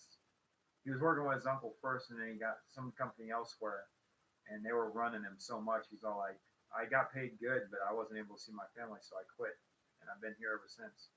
And that guy was a real humble guy. He was actually my trainer at Revlon. Um, when I was at Revlon for the week and a half I was there or whatever. He was raised up on a farm, so he had awesome work ethic. I have good work ethic, but I have nothing on his work ethic. Um, he had to clean these pots and stuff at Revlon. I was training to do the same thing he was doing, but he was really good at what he was doing because he had good work ethic. He was cleaning these pots at Revlon. He was watching a line, and he was also trying to. And me from the outside view, I'm like, I finally get a leadership position, but he was trying to teach me all these different machines, and I don't know. I think I let the enemy take over, and I'm like, I'm not doing all this bull crap for no $12 an hour. I said I got paid better than this in California, but I was on a different coast. So I worked my butt off at Staples next, which to me was worse. And that just goes to show you, sometimes you need to keep your mouth shut and just deal, because it might be something that you learn to like, or it might be something that literally it's not that bad, but you just got to give it time. So don't be so quick to judge unless it's something bad, guys. And once again, um, allow common sense to do that. Like, oh, my friend's a stripper. She wants me to become a stripper, and I know it's not right, but and I'm all like, you're a stripper. You're giving away your body for money, pretty much. I mean, you're not sleeping with them and stuff, but you're right next to it. It's tickling, and then you're tempting guys. So it's like, no. A lot of people, well, I got to do what I got to do in order to make. Yeah, find something else. Find something else. I mean, if you even have money or somebody to help you out, just quit that job altogether. Same thing with prostitutes stuff. I got to do stuff. I got to no. You, you should have more self-respect for yourself than that. And guys too, you're like pimps. It's evil. It's like in the mud. It's in the wrong. So, or dealing drugs and stuff like that. All you're doing is making demons, and yeah, they're going to be repeat customers, but at what cost? You're causing their death slowly and sometimes quickly, depending on whether they overdose, they get ran over, they get shot, depending on what it is. So I don't know. The hustle's real, but it's not good, and you got to learn to know what right to do and what wrong to do. And some things shouldn't even be approached. It's not I'm going to try this. No, it shouldn't even be approached. Oh, my buddy's pimping. I'm going to try pimping too. They shouldn't even be approached. Oh, the drug dealers, they make $100 million in a month. It shouldn't even be approached. I mean, what money's only so green, guys. At what cost? There's saying, what's it profit a man or a human to get the whole world yet lose his soul? And it doesn't. You can give me every and people can say, no, you're saying that now because it's not approached to you. And yeah, I would have to tame the human and saying, no, we're not doing this. But what does it profit if a person gets most of the money in the world or all the money, and yet he loses his soul? At what cost, guys? Your soul's worth much more than that. It's worth 10 billion times that. We can't even fathom how much our soul's worth and how much our eternity's worth until it happens. Well, a lot of people, it's like, why are you guys giving up Jesus? Don't allow Satan to make you feel so bad, or demons to make you feel so bad that you're so far gone you can't come back. Says who? He says 7 times 7 times 7 forgive people, and on and on and on. So who are we to say, okay, that person's so far gone they can't? Now they might be a little bit more work, more of a competition, or to get them back to reality, because they're under the power of Satan. I mean, you got to look at these druggies. They're pretty much they're puppets. They're puppets to the puppet master, and that's Satan, right? So no, that's why I'm like, don't do substances and all this other stuff if you can't control your body. And those guys can't control their body. They literally need it, or they feel like they're gonna die from lack of it. I forget what it's called right now, but you guys know what I'm talking about. So yeah, just don't bring yourself to that level. Don't ever be tempted there. Like, oh, I need something extra, because just normal stuff just ain't working no more. You got to experience Jesus on a whole nother level is what you need to do. And that doesn't take no drugs to do it. The Holy Spirit will do it for you guys. Just taste and see that the Lord is good. Yeah. Y'all don't understand until you understand. You get there and you just keep on going up and keep on going up. And you'll never be perfect, but you just keep on going up, and you get closer, and things that you might have looked at just with normality earlier, you look at it like such a blessing now. I got a roof over my head. I got food to eat. There's people in third world countries. They're starving. And the only thing they eat on is this right here. and this is enough. But at the same time, your physical body needs something to survive.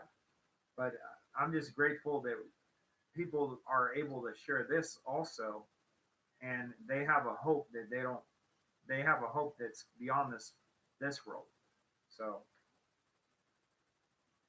and guys, I'm gonna stop giving myself such a hard time because I'm making longer videos. If it's God's will for me to make a longer video, then so be it. I'm not even gonna fight it no more. I'll try to make them as quick as I can, but at the same time, I just gotta let the Holy Spirit lead, kind of thing. Wounds from a friend can be trusted, but okay. When you are full, you even hate honey. When you are hungry, even what is bitter tastes sweet. A man, yeah. So a man who wanders away from his home is like a bird that wanders from its nest. I feel like I'm wandering away from conversations every time, or I'm wandering away from verses every time I get into it. Just because A to B to C to D to E to F to G to H. Sometimes I get to Z. I don't even understand I'm there. I'm like, is there any more letters? But yeah, a man who wanders away from his home is like a bird that wanders from its nest. And I can also say that that probably means like if a man or a husband or a wife is cheating on their spouse, right? They're wandering away and they're going from their nest to another one. That's another useful thing for technology. They got apps that will literally track somebody down, and you can probably get GPS in a person's phone without them knowing about it anyway. But yeah, I told this to inmates a while ago. If you can never trust somebody that you marry or something, you've married the wrong one. And when it comes down to it, yeah, that's a reason for divorce. But how many times have we cheated on God and yet He hasn't divorced us? We cheated on Him with our sin, just to get that clearly. We cheated on Him with Satan, is what it comes down to. If you guys want to look at the nitty gritty, yeah, we went from one father to another. You know what I'm saying? I can get an amen with that one. I'm saying it's true. It's true. You're like, oh, let me just dab in this, let me dab in that, let me get this or that. It's true. It's sad, and it's true. And or like, well, we're gonna get paid back, and we might be paid back right then and there. Like our sin is forgiven as far as the east is from the west. Don't get me wrong, sin has bad consequences to it. Like if you're doing drugs, you don't expect not to get addicted. Like no, I can handle it. I can handle it. No, you're gonna get addicted. If you're drinking too much, you're doing too much of this. Even like eating out too much. If you eat out too much, you just get that's just a normal thing. Just a normal thing. Spending $50 on spend $50 a day at least on like going out. Some people it's even higher than that. No, they don't just go out to fast food. No, they have sit down, breakfast, lunch, and dinner. Saying just money could be used for a lot better things. And they just like I guess they would like the convenience of having it right then and there. Don't have to worry about dishes and stuff like that. But at what cost? It just keeps on going up. Like no, this is one of those. This is one of those things where we can get them. We can get them here. Just up the ante. And people, I think the people that have those fancy restaurants and whatnot, they just look at it like this. They're going to pay the prices anywhere somewhere else, so why not with us? We bring fine meats. We have all the organic stuff.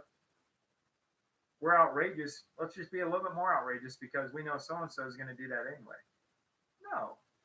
I think I don't know, if the organic stuff, it's going to be more money. That's understandable.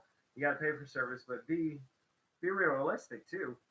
I think about those gas stations. Like you come into California and you learn if you've gone cross country out of the state for a while, you learn which gas station I'm talking about. But there's one, it's like all dressed up. It looks like it's like, just imagine wandering out in the desert and then all of a sudden you're seeing this big thing. That's what they make this place look like.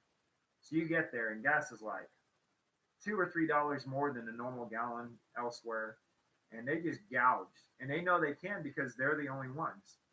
That's what I'm saying here. Like, people just take advantage where they can. They see that slip hole and they become inhumane with it, is what I'm getting at. So, yeah, don't do to others what you don't want done to yourself. bring joy to your heart, man. And they're looking at me like, I'm like, what? Good job. You know, you can teach the other girls around here how to smell good. You know what I mean? It's true. Like a lot of them are like, we're going to be sweating anyway. But when you sweat, you got cologne or you got perfume on, at least your sweat smells good rather than smells like a butt crack or whatever. It just, good job. Like there's a girl that's actually in charge of us, and I used to compliment her all the time on this. She smelled so good that she could walk away and the smell it still stood there for her. She could be down, like she could be down half the warehouse away, and you could still smell it right there. So some people get like irritated with the smell. It doesn't bother me none, but perfume and incense bring joy to your heart. So even incense, like I like the smell of even before it's burnt of like Nag Champa and actually myrrh. You know, the stuff they brought for Jesus when he was born, myrrh, frankincense, and the other one. But I think I've had myrrh and frankincense smell incense, and I won't even burn them because it doesn't smell the same when it's burnt to me. So sometimes I'll just whiff it every once in a while. But it really smells good, and it does bring good. They're even using like oils and stuff like that in order to tame a person's mood and what have you. And I have incense that I burn off every once in a while.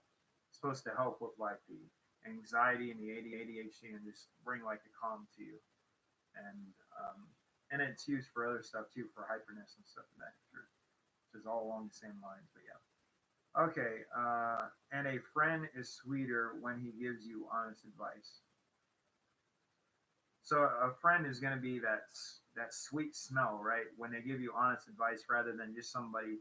Well, they'll learn on their own. They got to learn somehow. No, if there's something literally going to happen, then I'd rather you be a friend and tell me about it. Give me advice on it so I'm more prepared for it rather than me having to slip up from the get go, right? People are going to fail their way to success, but if they're a true friend and you can help them out and get there quicker to success, why wouldn't you want to do that? You help others and you help yourself, guys. And a lot of people don't understand that. Like you got to help yourself in order to help others, but you help others to help yourself even further, you know, and do it with a right intent, with love in your heart and in your mind. So number 10, don't desert your friend or your father's friend, and don't go to your family when trouble strikes you. A neighbor nearby is better than a family member far away. And this is all under verse 10. So don't desert your friend or your father's friend, and don't desert your friend or your father's friend. Because most likely your father's friend is a friend of yours, and you know them to be good people. Um, and and don't go to your family, or don't go to your family when trouble strikes you. A neighbor nearby is better than a family member far away. This one's tough for me. It's tough for me because when I'm in trouble financially, I'm not going to ask for my friends' help there. And I should, I guess there's a season where I will be able to. People will know that I'm worth my weight in gold. My word is good. But my family knows me better than anyone else. That's why if I ever have financial issues or something like that, I used to go to my dad, but since he passed away, I guess I can go to my mom or my sister or something like that. But they're saying that to be like God's saying, okay, you want to be so friendly with people and so like God loving with people that they're just begging to give you something. Like just they're at your service when you need something because you're so giving, you're so loving. You love your neighbor more than you love your neighbor as you love yourself, kind of thing.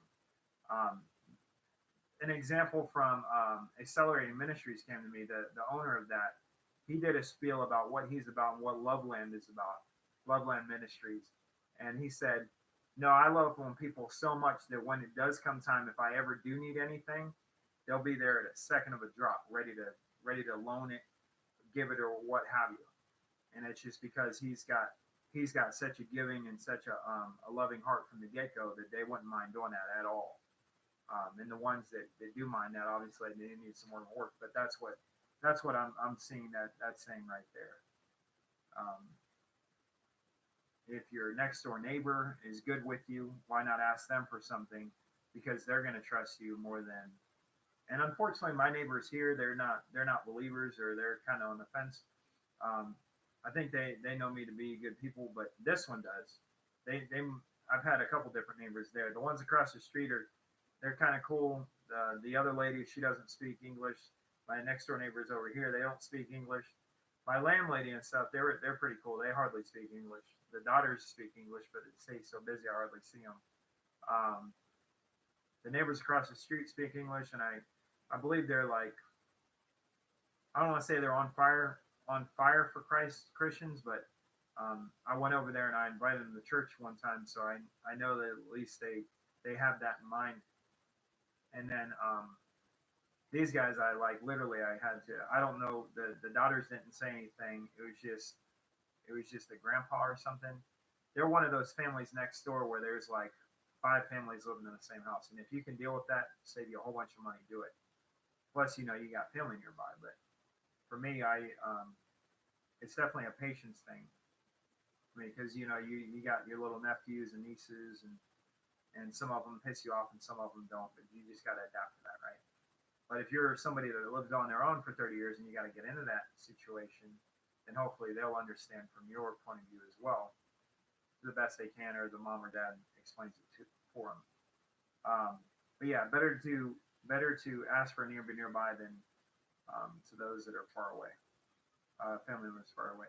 My child, be wise and bring joy to my heart. Then I can answer anyone who makes fun of me. My child, be wise and bring joy to my heart. Then I can answer anyone who makes fun of me.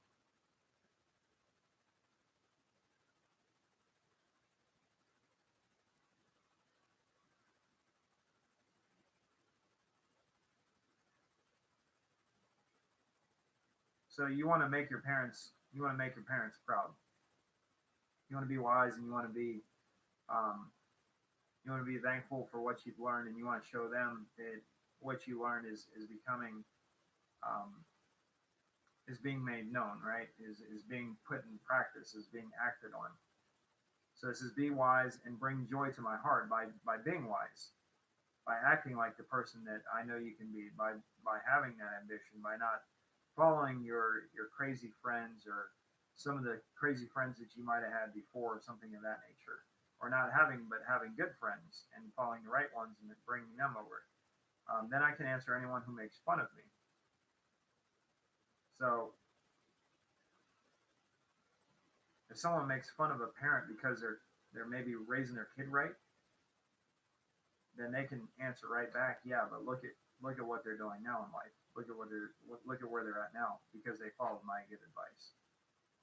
Yeah, they might not be making a crap ton of money, but look how healthy they are. Look at all the people that they're inviting to church, and so on and so forth. See, and you want your parents to be able to brag on you, right? You don't want them to say, he's doing all right, and just leave it at that. No, you want them to be like waiting for somebody to ask them how their kid's doing. Let me tell you, and just bust out a story of so and so is going. He's hitting the streets. She's hitting the streets. She's talking to people about the gospel, talking to them about Jesus, showing them the love of Jesus Christ by bringing them groceries and buying them food. And they're going to school for. They're going to become a motivational speaker. They're going to become a preacher. They're going to start this shop that glorifies God through this way. They're going to do this. They're going to do that. They've been healthy. They met a woman or they met a guy, and they've been going out for years on end, and they're planning on. They just got married, and they're planning on having kids in the future, and so on and so forth. And it's just like you want your parents or the people that raise you to be able to brag about you. And a lot of times you guys can't be mad at your parents if they don't know you, right? If you keep your life such a secret, which you shouldn't have to worry about keeping your life a secret unless your parent is either they just give you wrong advice and try to literally break you down in every instance of the way. And they might think they're doing right by that. But if that's the case, I can understand why you're being secretive. But if it's just because like your friends are making you get angry at your parents because their parents aren't aligned up or something like that, then that's no real excuse, right? So you want to talk to your parents about your life, and then them be able to tell other people that you're doing good in life and that you raised them right, and that Christ is now raising you right because you got Christ going everywhere with you. So yeah, wise people see, this is verse 12. Wise people see danger and go to a safe place, but childish people keep on going and suffer for it. So if you see danger ahead of time, you want to keep clear from it, right? But yeah, foolish people, they still dabbing, they still doing them drugs, they still getting drunk, they still having sex, they still having kids out of wedlock, they still doing this and still doing that. What's the justification? Where's the rationalization? I know one kid I used to work with, he had the name, uh, you're just trying to spread your seed. But he tried to get up with whatever girls he could. Not wear protection, I guess have kids with him and be like, I'm going to live on. I'm going to live on. I don't know what his rationalization behind that. But yeah, he was a hard worker, but I guess that was just part of his plan. So women can see that, it don't matter where he's going to be at, he's going to be a hard worker kind of thing. But just ugly as all get out. I guess his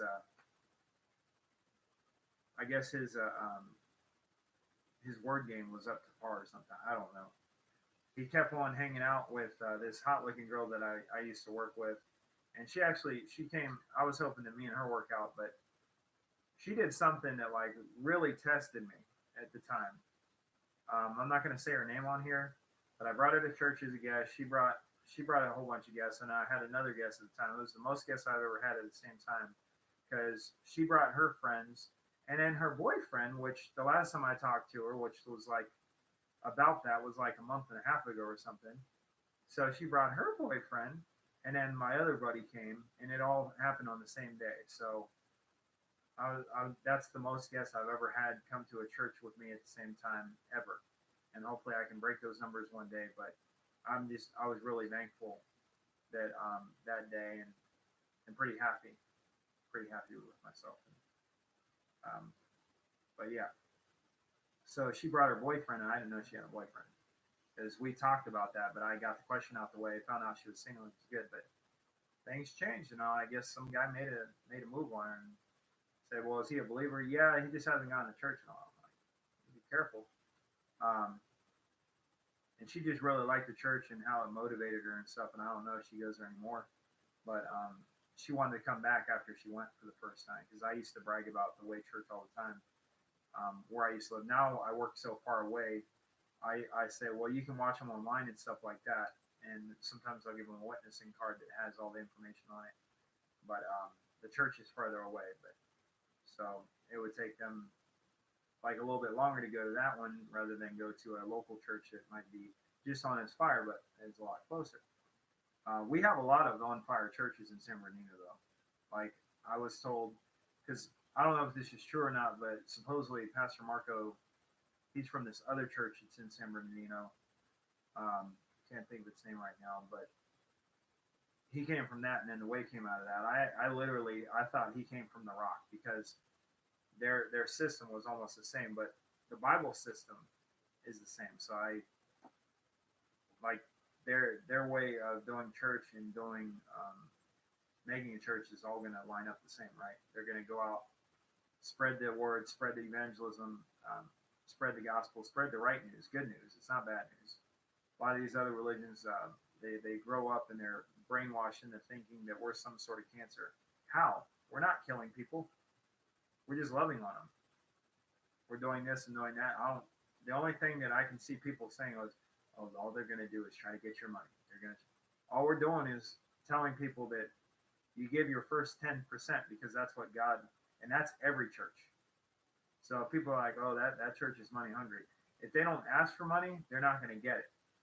So if you go to a church and they're always talking about money or whatever, just use your filters. Like they're supposed to get their first 10%, but if they're too shy about asking about money too, that's another downfall because they might not be getting the finances. If the church doesn't know the truth, they can't help the church out. You know what I mean? So it's kind of, yeah, there's a saying for that. But anyway, there's some churches I've heard of like they mention the tithe and they say, okay, if you need to tithe, there's the just drop your envelope in that box. That's all they say. They don't have kiosk where you can get money out of an ATM or anything like that. And it just, I can't be mad at the people. I can't. I really can't. If you got a $5 million church and you've only got a year to pay it off or something like that, and you've only got $1 million in there so far.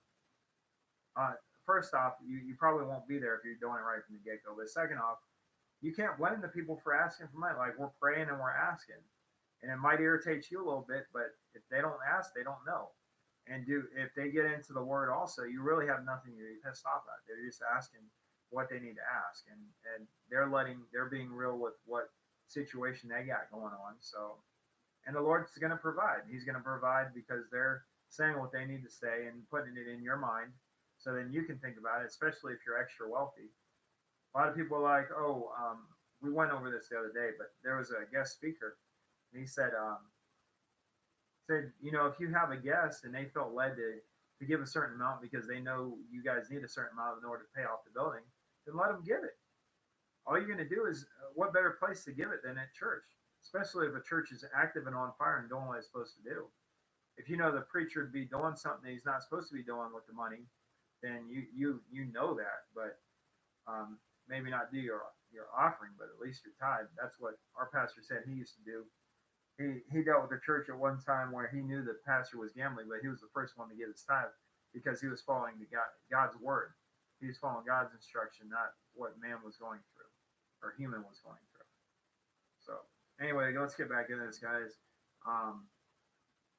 Don't desert your friend or your father's friend, and don't go to your family when trouble strikes. Okay, so my child, be wise and bring joy to my heart. Then I can answer anyone who makes fun of me. Wise people see danger and go to a safe place, but childish people keep on going and suffer for it. So yeah, you see wrong things and you keep on going, then that's your downfall. You see a lion in the road, and you see a literal lion. I'm not talking about just what something looks like. You see a lion in the road and you keep on going and say, it won't bother me. I know how lions work. No, well, if you're just a passerby, you're like, whatever. You keep going, they're probably going to have you for lunch. You don't know where that lion's full or not. So just be wise. If you see something wrong, then don't go down that route. So wise people see danger and go to a safe place, but childish people keep on going and suffer for it. And that can mean from here to there. Like if you know you're married and you got chicks like still talking to you, and like even as far as, because Satan's going to use them, right? He's going to use them when they're in their dirt. They're just like a puppet, especially if they're on drugs. You got some fine-looking chick, and you're married to a fine-looking chick, but you got some other fine-looking chick, and she's approaching you, and you guys are already drinking.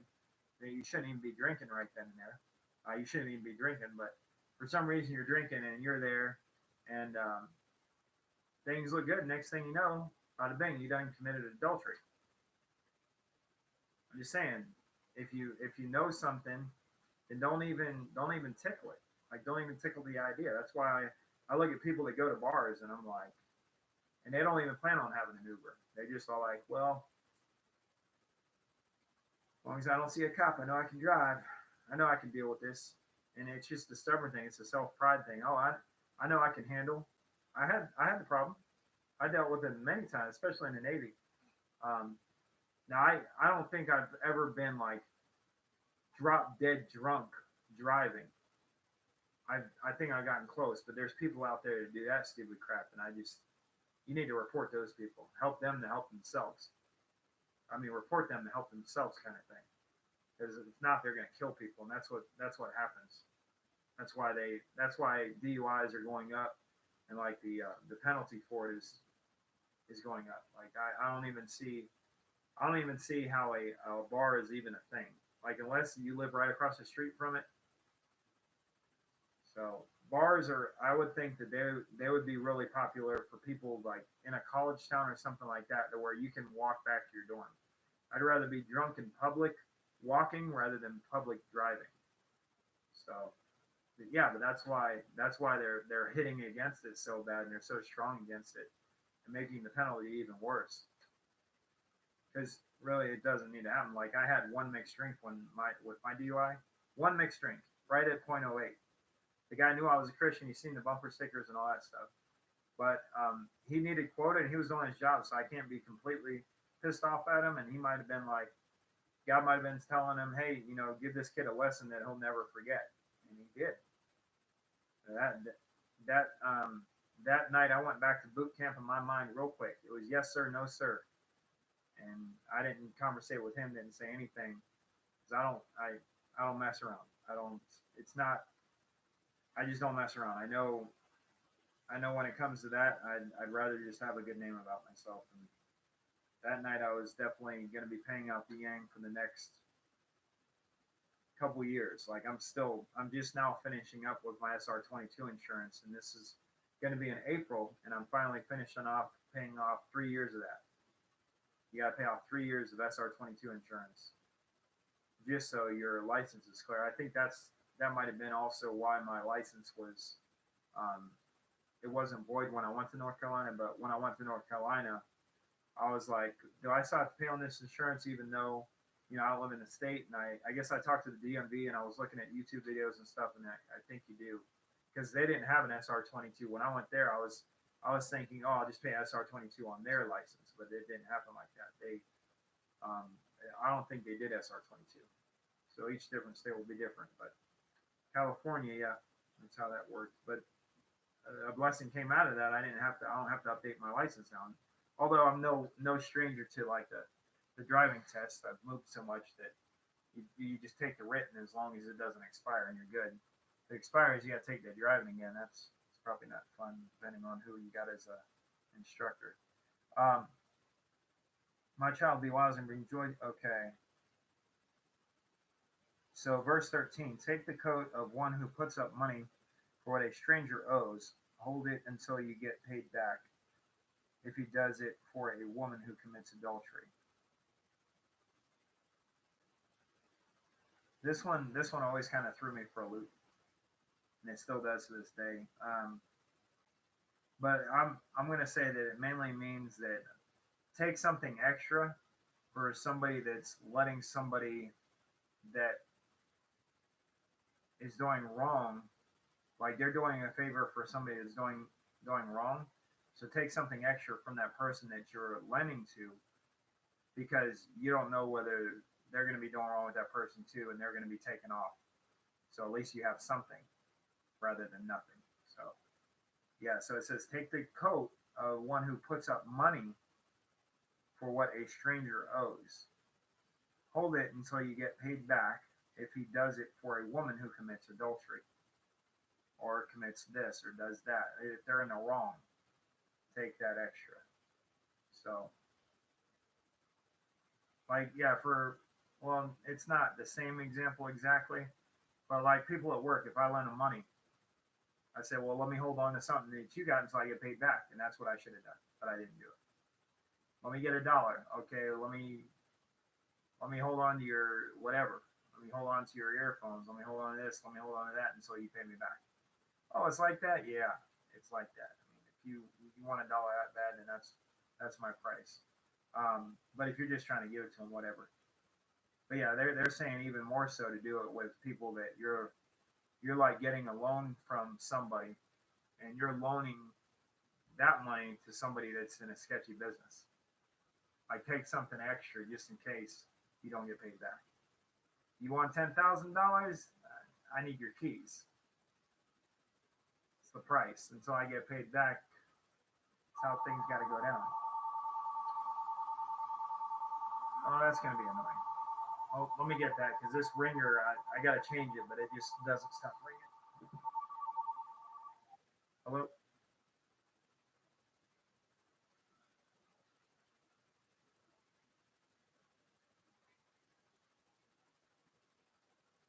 You got the wrong number.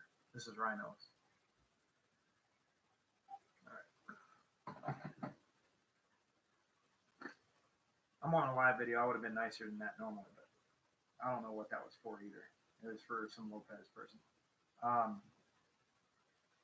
So yeah. Okay, suppose you loudly bless your neighbor early in the morning.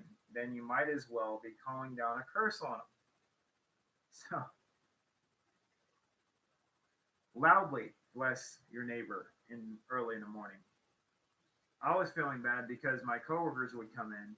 Like recently, this is what I'm doing, but I can't get pissed off at them if they don't say anything because half of them are just getting out of bed. They literally, yeah, whatever. I gotta get into a routine. They haven't been up for hours or something like that. And I've been like that lately too. I've been literally getting up at 3, leaving at 3:30, 3:45 to where I get to work and I'm still kind of getting out of it. Right. Some people get up way early. They do their breakfast. They do their Bible study. They do their exercises and then they're ready for work. I used to be like that, and I might get back on that because I'm getting Planet Fitness membership again here soon too. Even though I have LA Fitness, it's just so I have a 24-hour access to a gym and I can get things started before things get started. And that way, after work, then I'm good. So yeah, but it's saying, if somebody's just getting out, I can picture it now. Your neighbors is somebody, right? They're just getting up and you gotta, they getting out and they got their robe and they're hardly got their eyes open. They got their coffee in one hand, they're going up to get the newspaper in the other, and neighbor next door, good morning to you. How are you doing? Like, whoa, dude, whoa, calm down. Calm down. I'm just getting up. And they're mumbling and they're literally like they're planning your doom at that time because they're just so pissed off that you're so giddy and so like they're just getting up. Give them time to get up, kind of thing. So that's why I'm even like maybe I shouldn't even greet them in the morning unless they come up to me and say hey. Yeah, that's the way I picture that. Like you got somebody who's just waking up and they're going out to get their paper, and the next door neighbor, you're literally tumbling because they're like, "Wow, hello." Yeah. So suppose you loudly bless your neighbor early in the morning, then you might as well be calling down a curse on them, right? So that's what that's getting at. Verse 15, a nagging wife is like dripping that never stops on a rainy day. Stopping her is like trying to stop the wind. It's like trying to grab oil with your hand. So guys, I got something for you. And girls, ladies, you might be going this also. If you got somebody that whines all the time, leave them alone. I don't care how fine they are. Leave them alone. If they're never happy with anything and they're like stuck up or they're this or that and they're just whining or they're mad or they're angry, let them be. They're not in a like you want to be with the person that's like happy and positive all the time that has Christ with them and they're in that season of their life and they're getting established and they're striving to be better and do further and like you for you and so on and so forth and but love the Lord first and that the Lord comes first in their life. So it doesn't like I work with someone, right? They're hot as ever, but they're angry. Like they're always mean. Like I don't want to be with somebody like that, dude. No. Like I can understand you're having to be strong for yourself and for your kids and stuff like that. But when you're just angry all the time or you're whining all the time, nobody wants to be a part of that. That's why when I get into it, man, I'm all like, man, I'm not going to be appealing to anybody if I keep this crap cycle going. So yeah, just be aware of that. A nagging wife is like a dripping, and you knew that before you got married or before you got with the person. We just had this in church the other day. It's all like, well, you married him.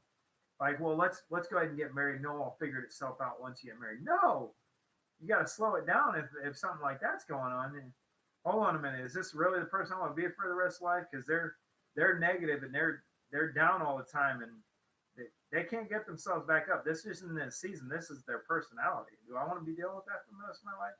Do I want to be raising that up in my thing? Well, I can fix them. I can fix them. I can fix them. I can fix them. It'll happen over time. I can fix them. I can fix them. Just be aware of it. Like pray for them and be their friend, and hopefully they'll latch on to your light rather than you latch on to their darkness. But be aware of this. So before you, because I come across all the time.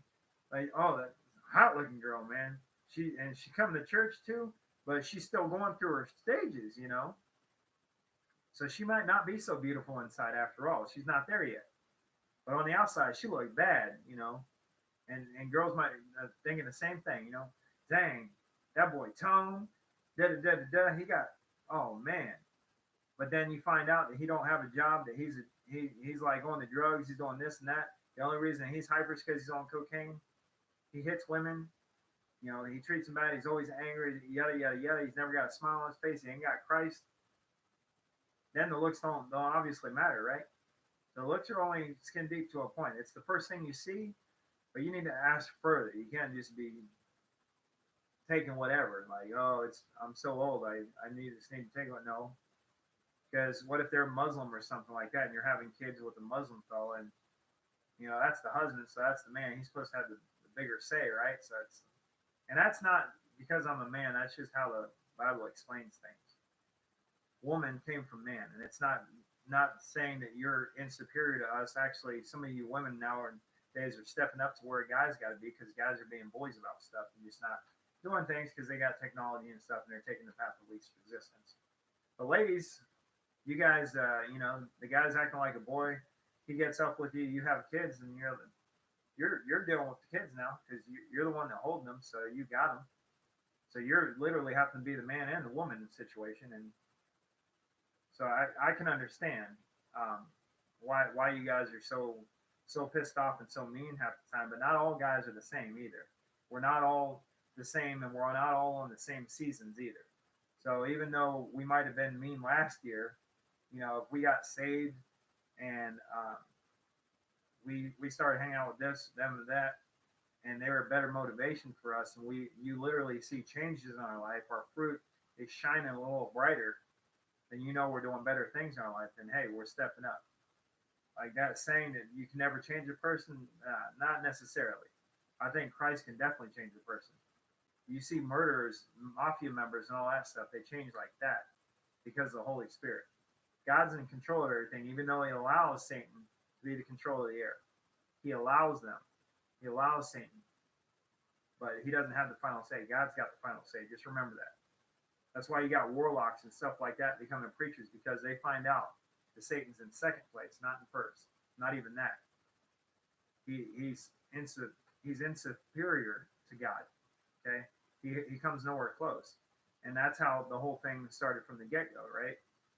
He was a musician and all that stuff, and he tried to go above God, saying, okay, I need to be above the Creator. To me, that's just stupidity. It literally is inside of itself. It's just stupidity. How are you going to be trying to go above your master? Like, how are you going to be? Like, I can understand when fathers have kids and stuff, like, I hope they do better than I do in this instance. That's why I'm training them. That's why I'm raising them a certain way, so they do better and they watch out for these traps. But how are you going to say you want to become better?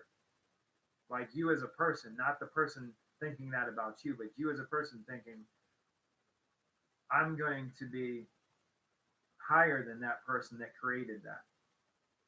I'm going to be higher than that person that created that. And that person's not going to get the glory. I'm going to get the glory. That's blasphemy. That's just wrong altogether. So yeah, that's true evil, and that's why they were separated. And God had the power to do that because God is God, and Satan was not. He was just an angel. He was a good angel at what he was doing, but then he got evil. He got greedy. He wanted more. He wanted more. He wanted more above what the Creator was doing. And it's like, no, you don't go there. There's just certain things you don't go. And it's like a puppet master to a puppet. The puppet can never be the puppet master because they're two different things, right? So, and you wouldn't want to do that anyway, because you're not the creator, you're the creation. And you're supposed to be thankful and be striving to be better, but not striving to go past. Not in this sense of the form, no. Supposedly loudly bless your neighbor. And okay, so nagging wife is like a dripping that never stops on a rainy day. Yeah, nobody likes those wine. Just don't give way to the wine.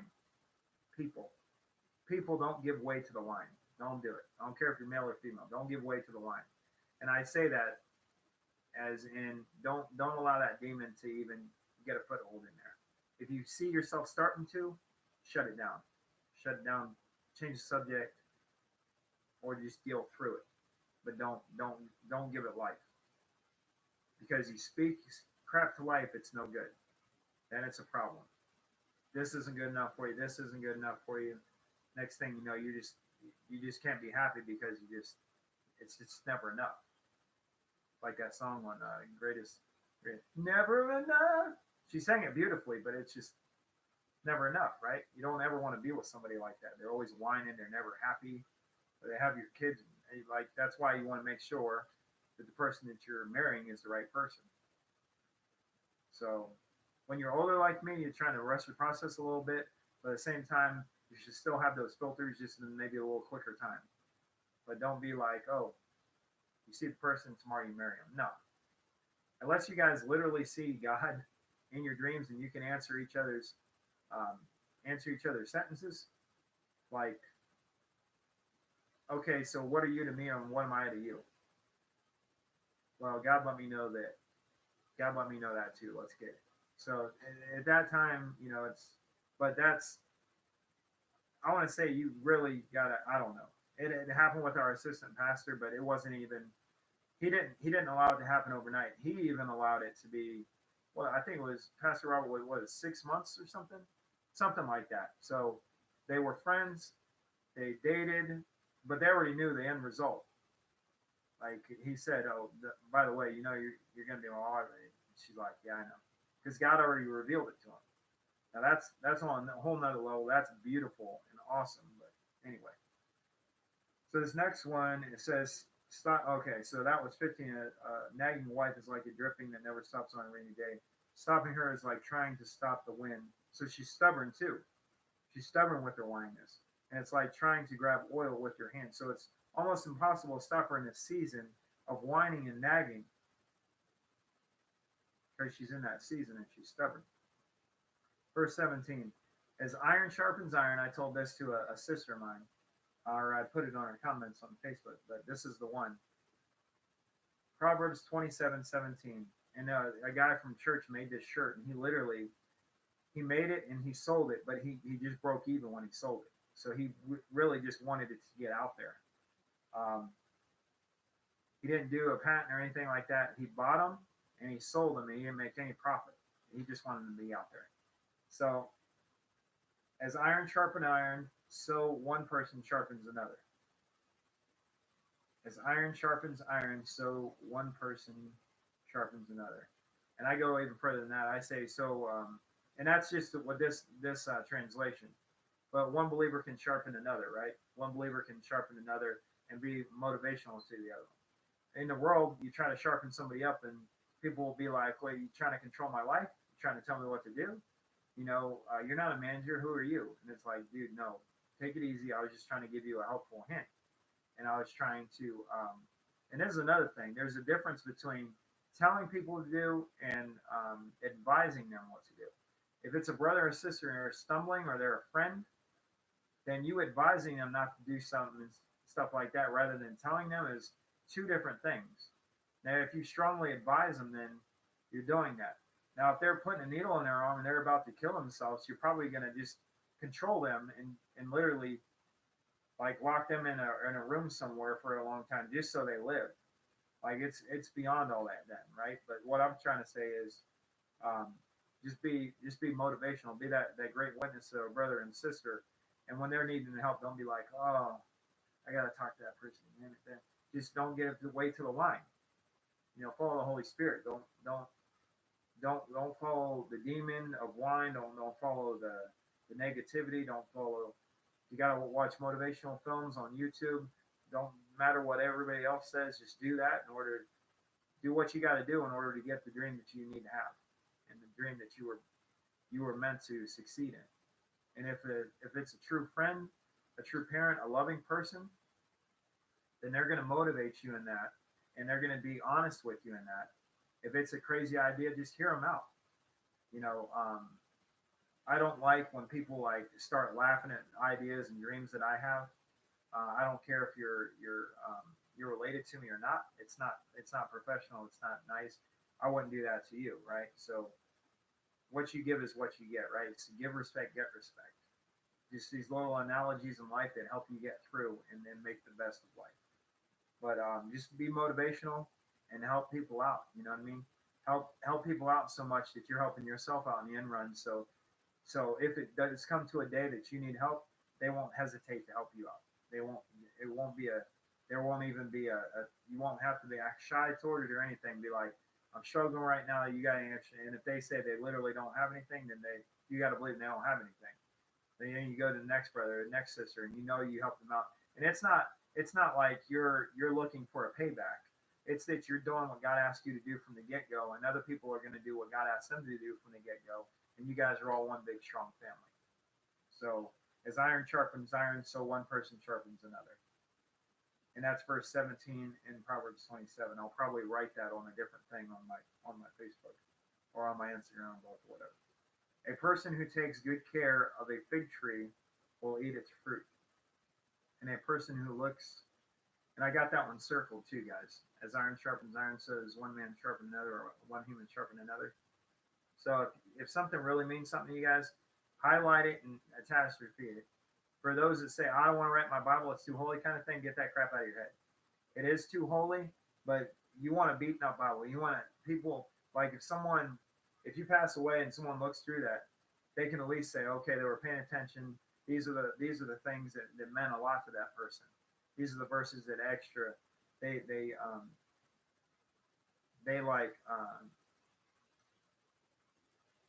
were highlighted and they meant extra to that person. And that's not to say that these other parts of the Bible didn't mean something. At different parts of life, God will probably highlight those more in their life. You know what I mean? That's why you can always learn something new when you read the Bible. You can never read it enough, because the Holy Spirit will highlight whatever it is in your mind or get your attention more when you're reading through it than other parts, if that makes sense. So that's why, for me right now, as iron sharpens iron, so one person sharpens another. I need to be the sharpening. I need to be the sharpener, right? I need to sharpen my brother or my sister if they're going through a time of struggle, or they need even if they don't seem like they're going through a struggle. You know, we always want to be motivating and pushing people to their next height. You know, and so on and so forth, right? We want to be a good sense. They're going to want to hang out with us rather than not. We become attractive, and not in a sexual manner, in a personal manner, like you just become attractive. Like people want to become more like you because they see the Christ in you, and they want to become more like the Christ that's in you and that's shining within you outside of. You know what I'm saying? That you're shining the light of Christ, and people see that and they're attracted to that. Point blank. A person who, verse 18, a person who takes good care of a fig tree will eat its fruit, and a person who looks after his master will be honored. So if you I got a bonsai tree right now. If I stop watering, it's going to die, right? It's just simple. So the same thing with a fruit tree or something like that. Now people, they use these different chemicals and stuff like that in order to produce things quicker, but it doesn't mean they're healthier. If you take care of a tree properly and you grow it naturally, and you do something that might speed up its growth, but it's good, and it won't hurt the tree or it won't hurt the people that are seeing this fruit, then so be it. But some of this crap that's just not good for you, that goes with the just making it mature a lot quicker, that's no good. And a person who looks after his master will be honored. So if you don't bicker and you're like a servant, or you're working for somebody, the manager's he's going to want to work with somebody that's like able to take orders, able to replicate, able to not be told what to do and do those things, able to be a part of the motivation, able to get along with the people, whether he's getting along with the people around them that's working with them, able to like know that if he asks him to do something, that he knows that he's done that before and he's able to do it without him having to worry about too much horseplay or too much talking going on without work being done, right? So that's an area I've got to work on. I've got to work on talking too much, and then I'm like stopping work because I'm talking. But that's just because I'm not the greatest at multitasking, and I'm very focused on whatever I'm doing. So if I'm throwing boxes, I need to be throwing boxes mainly. If I'm doing this, I need to be doing that mainly. It's not that I can't multitask. It's just that I'm not the greatest at it, and depending on what I'm multitasking as well. So take good care of the things that, I got a turtle right now. I don't want him to die. So I'm getting a basking lamp. That's what it's called. So I need to get him a basking lamp, even though he's made it through without a basking lamp. That way I can maybe bring more turtles on and give him like a girlfriend or something like that. And I think he's a boy. But just like, I don't like my animals being alone either. That's just me, especially with turtles and stuff. And I've got all this big, and I'm spending all this money. I might as well be taking care of a couple of them rather than just one, right? And there's some cool looking turtles out there. If you never looked up YouTube channels that with different turtles and stuff of that nature, or different dogs, whatever you got, then there's a lot of different breeds out there. But with turtles, you keep them there. Dogs and cats, they're all over. You got to deal with the hair and stuff like that. So you just got to be careful for that.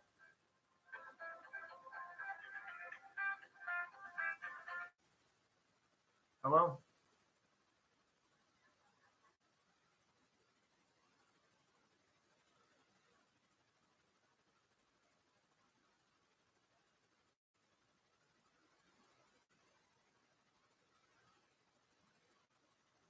Okay, normally I get the option to block a number after I medical insurance and stuff. There we go. See, I got this little app that after each call, it gets annoying, but I'm getting used to it now. Because literally, when I dial my voicemail, it even says you want to block it. I'm like, dude, it's all my contacts. Leave it alone.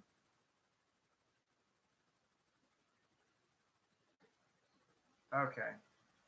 Um, so, and a person who looks after his master will be honored. So, if you're like the servant of somebody, you want to look after them, right? You don't want to poison them or anything like that, because you enjoy their company more than you do like the service that you're providing for them is definitely worth it times 10 because you're just enjoying the company of that person. Like they're so attractive in a sense of just hanging out with them and being like them having good advice and how they live is so attractive that you being a servant to them is no big deal. But it just says um, person who looks after his master will be honored. It doesn't say whether they're a good or a bad servant or a bad master. I'm sorry, they'll be honored. So just if that's your job, then do your job right. You'll be honored for it. When you look into water, you see a likeness of your face. When you look into water, you see a likeness of your face. Okay, so the water is like a mirror. When you look into your heart, you see what you are really like. It's the truth, right? The heart of somebody will tell them what they really are. And sometimes people are going through seasons, so their heart's filthy and despicable and horrible. Doesn't mean that the Holy Spirit of God can't change that, but that person's got to allow that change to happen. They're so hard-hearted, stubborn, nasty, hateful, evil. Just then they're not able to be changed, and that's because that the end of their life is the demise, and everybody's tried to help them. Now, are there deathbed comforts? Yeah, but I don't advise it to anybody.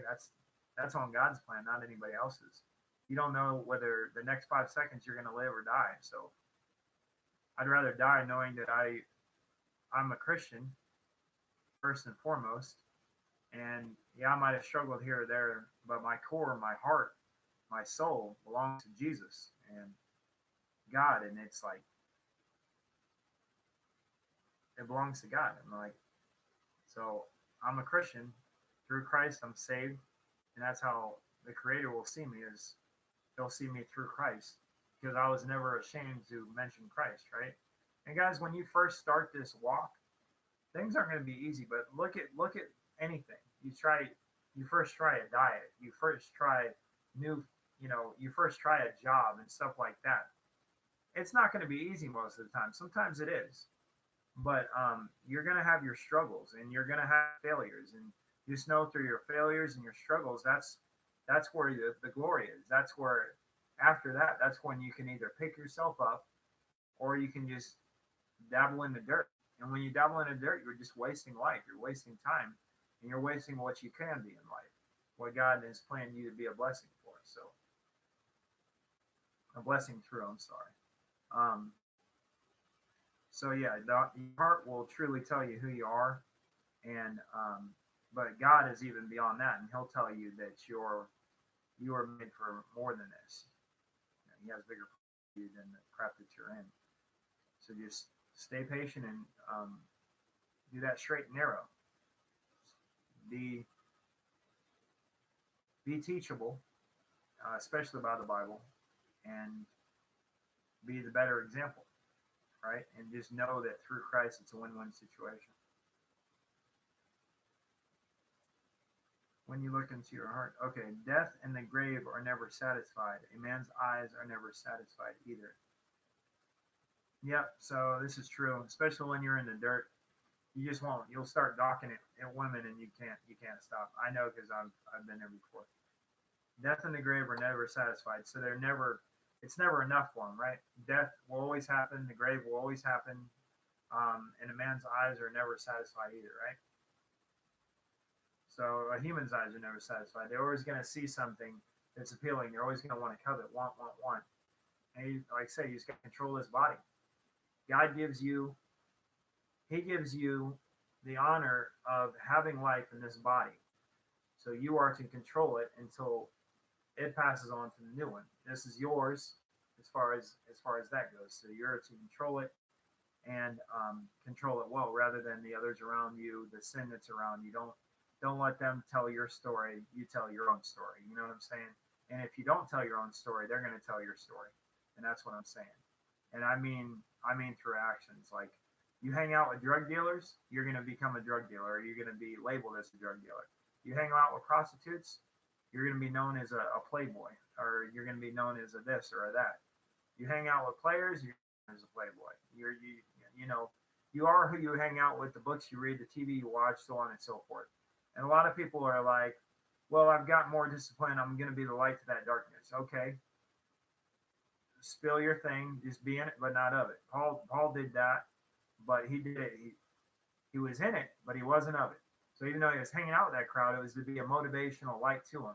But once you do your spill, and it's that time, they're still not getting on board or whatever, it's just not their time. Just move on. Just move on. That's all I'm saying. Because if you keep on hanging out, you'd be like, whatever, this is what I'm dealt with. And you just give up, then you're just going to become just like them. And I had to do that with a group that I knew of at the time. And I'm like, if I keep on hanging out with them, I'm going to keep on going to parties. I'm going to keep on, even in my old age, I'm going to keep on driving when I've been drinking a little bit. And this just isn't smart. And the guy had an option of, okay, my parents said you could stay here, but that wasn't the point. It was like, okay, and you gotta find it. Like, when you get older, a lot of people, they don't hang out as much, and it's just because they're like weirded out by it. But it shouldn't happen like that. You know what I mean? It shouldn't automatically go to that state. And that's why I'm like, with social media and stuff, that's where you see the bad side of it, because it's killing communication. It's killing um, communication within people, but it also, it brings them closer, but it also separates them, right? So now it's kind of weird to be hanging out with somebody. But when you were a kid, it wasn't so weird to be playing with your neighbor, whether they were a boy or girl. But now it's like, okay, what's he trying to come over for? What's going to happen? Is he going to try to make a move on me? And that, to tell you the truth, that's probably going through the minds of both the man and woman. But once they know your fruit better and they know you more as a person, they'd be like, well, maybe we're going to have a Bible study. Maybe we're going to play video games. Maybe I'm literally just going over for a bite to eat, or going to try something. Maybe they're going to show me how to do a workout, or maybe we're going to, he's literally just going to show me this place or the turtle. Just know a book by its cover, right? So if so many people try to play off that they're good, and then you get to the place and they try to make these moves and stuff like that. It's up to you to say no, but and also if you would have done your homework properly, but they might have played that. So just be strong-willed when it comes down to that too. Like for me, I'm not about that life no more. So if you're hanging out with me, whether you're a guy or a girl, we're gonna have a naturally fun time. Play video games. We'll go online. We'll be working out. will make something, which I like making stuff, especially art. I've been really passionate about it lately. Like these street performers and everything, I think they're geniuses. I don't know if you guys like it or in EDM or anything like that, but I love making beats without being able to like read music necessarily. And God willing, one day I'll be able to read music, but I want to be able to remember the word before anything. So that's my next big thing. Like I'll read this and I'll forget what I just read. I'm just going to be real with you. At this time in my life, that's how it is.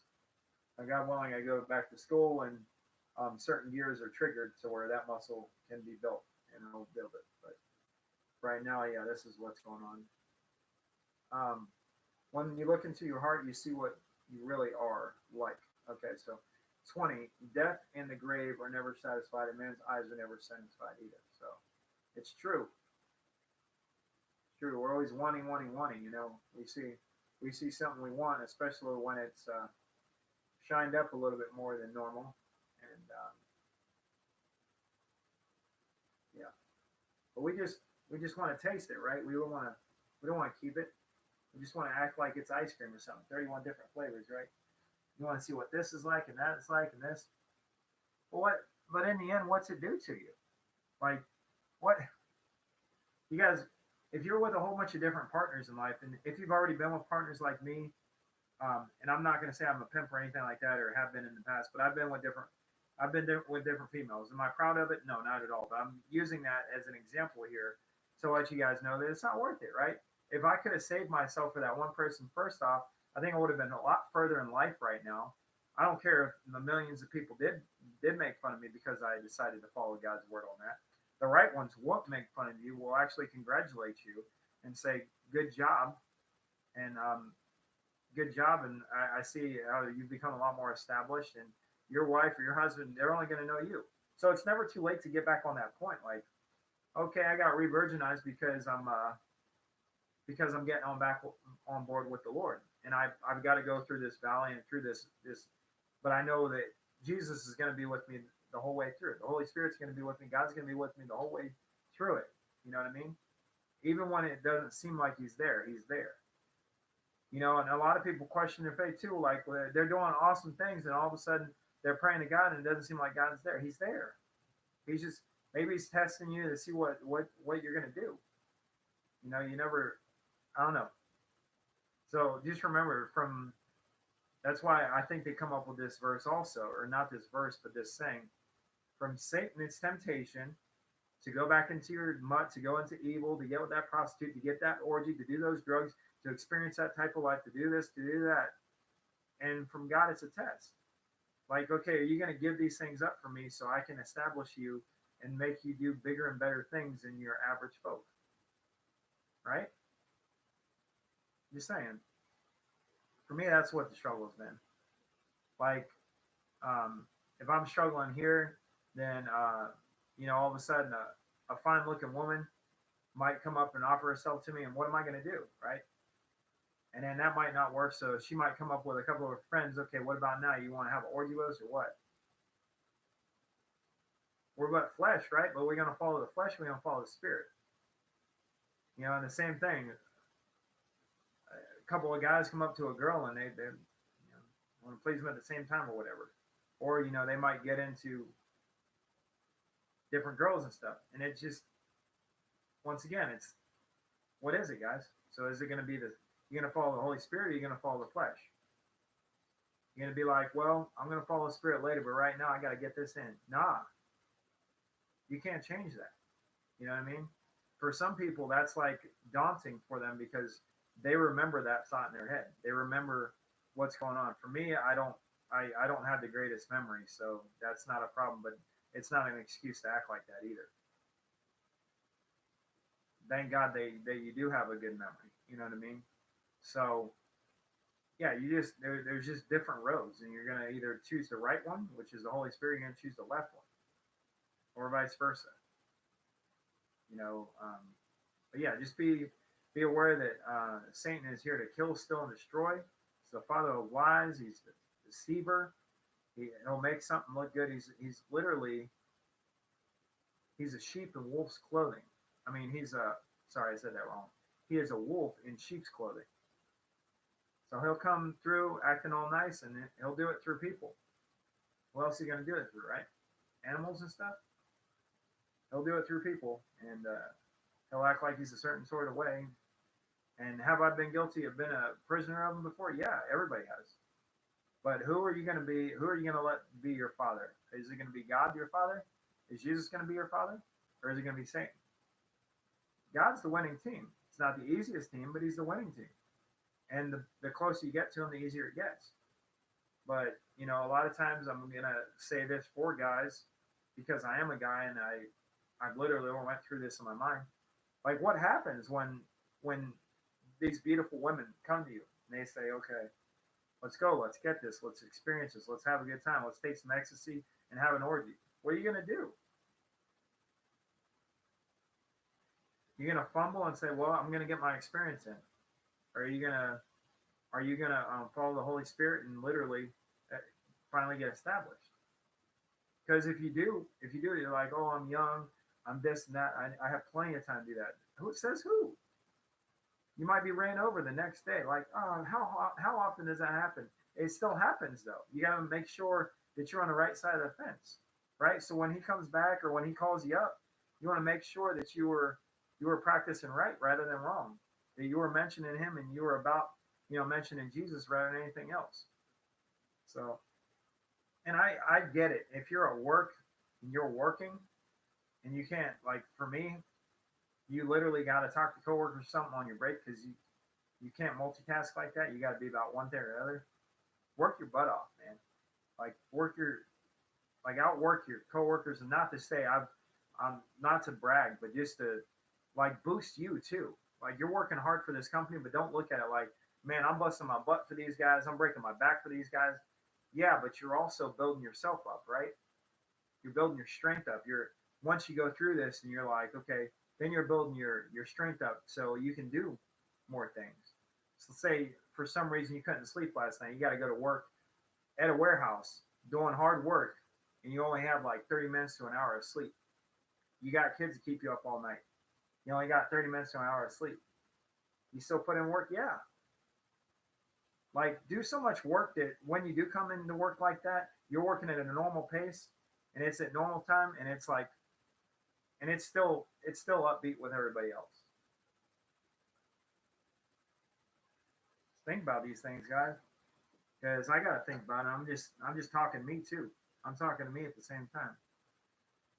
Death and the grave are never satisfied. A man's eyes are never satisfied either. Fire tests silver, heat tests gold, but a man is tested by the praise he receives. So your praises will tell you, right? Your praises will, the people that are around you that talk about you and stuff like that, especially at church. Now, hopefully, there's going to be gossipers. There's going to be naysayers and all that. That's misery loves company. People love a gossip.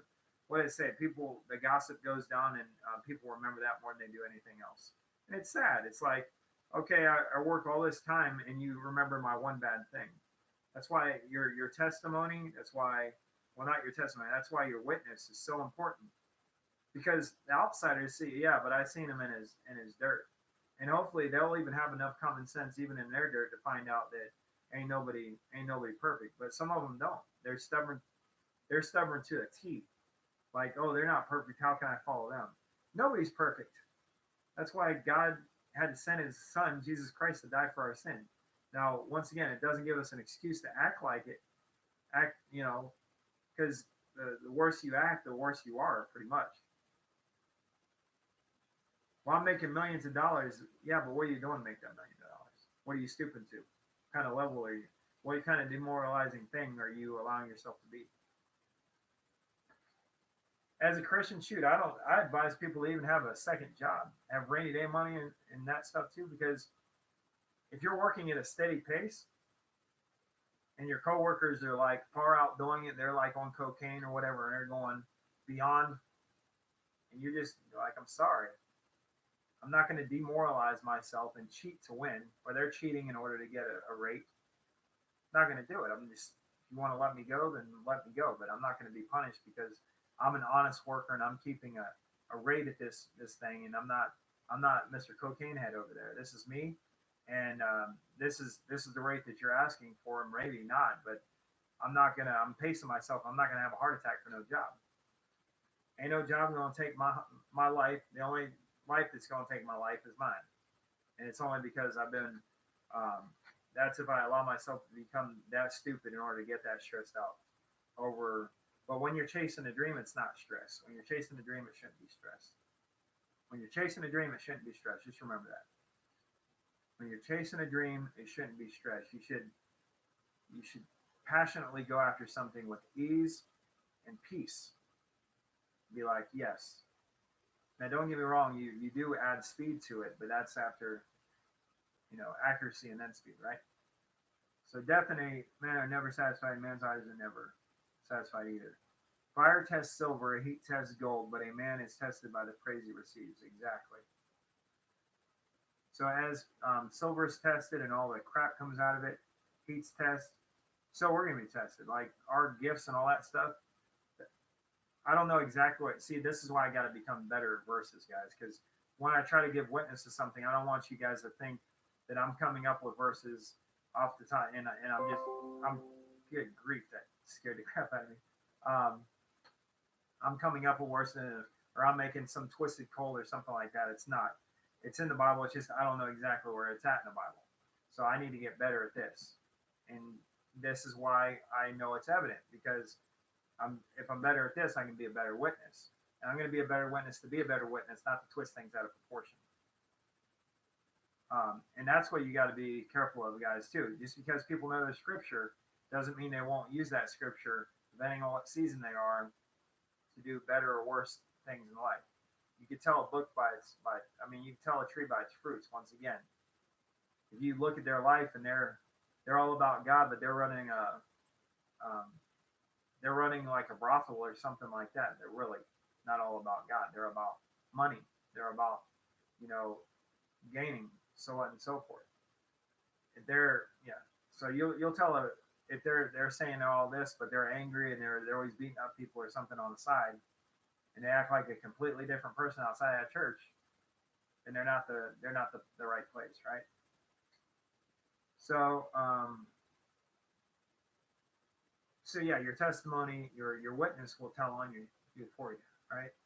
When I'm in my dirt, I can't expect people to say, but if people did see me in my dirt, then for them to be like, I've seen him here and here. Yeah, we're not going to be perfect, but it doesn't mean I can't get back. I can't get back to the place where I was with the Lord. You know what I mean? It's the ones that keep on going, no matter what hits them, no matter what failures happen. And through failure is success, and it's true. How many times will people fail or get denied and just get right back up and keep on trucking? Because you got to roll with the punches. It's how hard you can get hit and keep on going, rather than just staying down. So just enjoy the journey, whatever that journey dishes out. You can grind a foolish person in a mill. You can grind him as you would grind grain with a tool, but you can't remove his foolishness from him. So this might be a verse that people might say, you can never change a person. You can grind a foolish person in a mill. You can grind him as you would grind grain with a tool, but you can't remove his foolishness from him. Boys or girls are always going to act like boys or girls. They're never going to grow up. The ones that grow up care about their life. I'm just saying. Fools can always act like a fool. If they're foolish and they don't want to be a fool no more, they'll get out of it. But if they keep on in their stupor, they think they know better than everybody else, and everybody else, it's 10 other people that give them advice on the same crap, and they just think, no, they're all possessed. No, you're doing wrong. You need to do a checkup from the neck up kind of thing. So you need to change. And I understand change isn't that easy sometimes, especially when you're the one that needs to change, but it is what it is. It's change for the better, not for the worse. The hate 23. Be sure you know how your flocks are doing. Pay careful attention to your herds. So be sure you know how your flocks are doing. Pay careful attention to your herds.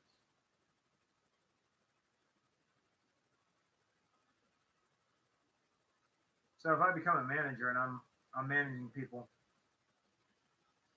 I can't just, you got to check up on them every once in a while. Don't micromanage them, but pay careful attention to how they do things and so on and so forth. Don't be right next to them. So I always get nervous when, and it's just I guess I have a guilty conscience or something. Some people might be like that too. But like when cops are around or like a manager's right there, unless I'm really comfortable with that person as my boss, I'm I'm kind of nervous, and I'm actually more of a wreck working than being by a boss that I have respect for and I'm more comfortable around being around. Now, it's also good for you not to be comfortable around your managers because they're your boss. They're not supposed to be your friend, so on and so forth. But that's neither here nor there. Like if you're a good worker, you're going to make friends. It doesn't matter what title they have. Now, there's a fine line of things there, I believe, but you're a good worker, you're a hard worker, and you're a good person, you're going to make friends. It doesn't matter what their title is. Point blank. Um, so yeah, be sure you know your flocks, how your flocks are doing. You know whether they're in good health, what's going on in their life, how you can do to help, and always be helpful. Always be helpful. You help you help yourself by helping others, and people don't understand that until they practice it. Because from the outside, that looks like a waste of time. Some people be like, "No, I've tried it before. I tried them. I tried talking to them for 5 minutes, and they're just not changing." Like, dude, give them more time. Um, so, I mean, like, I guess look at them like you would look at your kids. Are they in line? Are they outside of line? When I was a correctional officer, I wouldn't like when I was a correctional officer, I wouldn't be stepped on, but I would also make sure that I was doing what I was supposed to be doing. I was getting paid to do what I was supposed to be doing, right? But I wasn't. I was choosing my battles. Also, I wasn't going to be sweating the small stuff because I look at it like I was in their shoes. Also, if I was on the other side, would I want an officer like sweating me over every little thing? No, because then they get stressed out, they can't sleep, and all this other crap.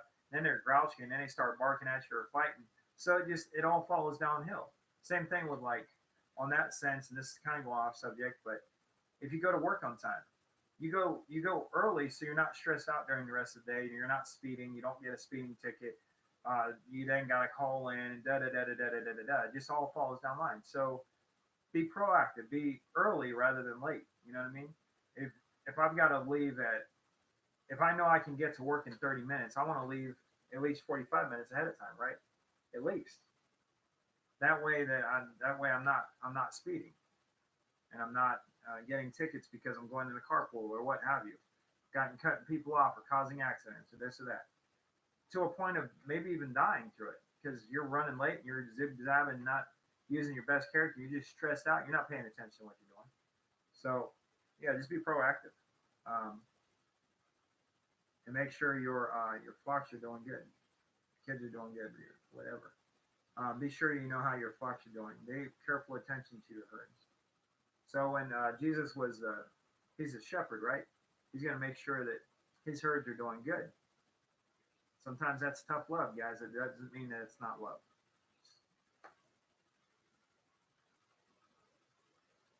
Riches don't last forever, and a crown is not secure for all time to come.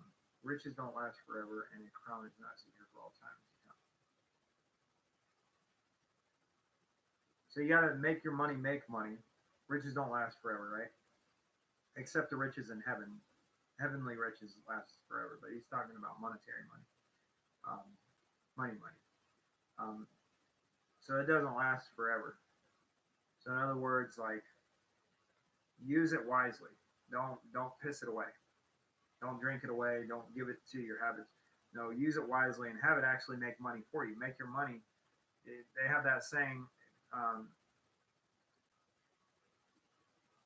you got to have money to make money. It's true because if you lend out money to a friend or whatever at a 10% interest or something like that, and it's a fair interest to be lending out compared to the loan clinics around it. It'll take like 40% of your check or something like that. But you have money and you're making money because of that. You got money, you put it in a savings account, or you put it into stocks or something of that nature. You're having money to make money. You're not pissing it away and like buying diamonds and stuff like that that you eventually might have to sell again. Now buying gold is different because gold's popular right now and it's actually worth it's worth they saying it's going to outlast the dollar, it's going to be worth more than the dollar. So to buy gold now to where it's going to be worth more later on. Hello, man.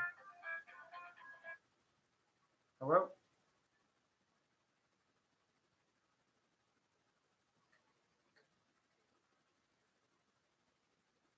Somebody from Florida. Um, yeah, so riches don't last forever.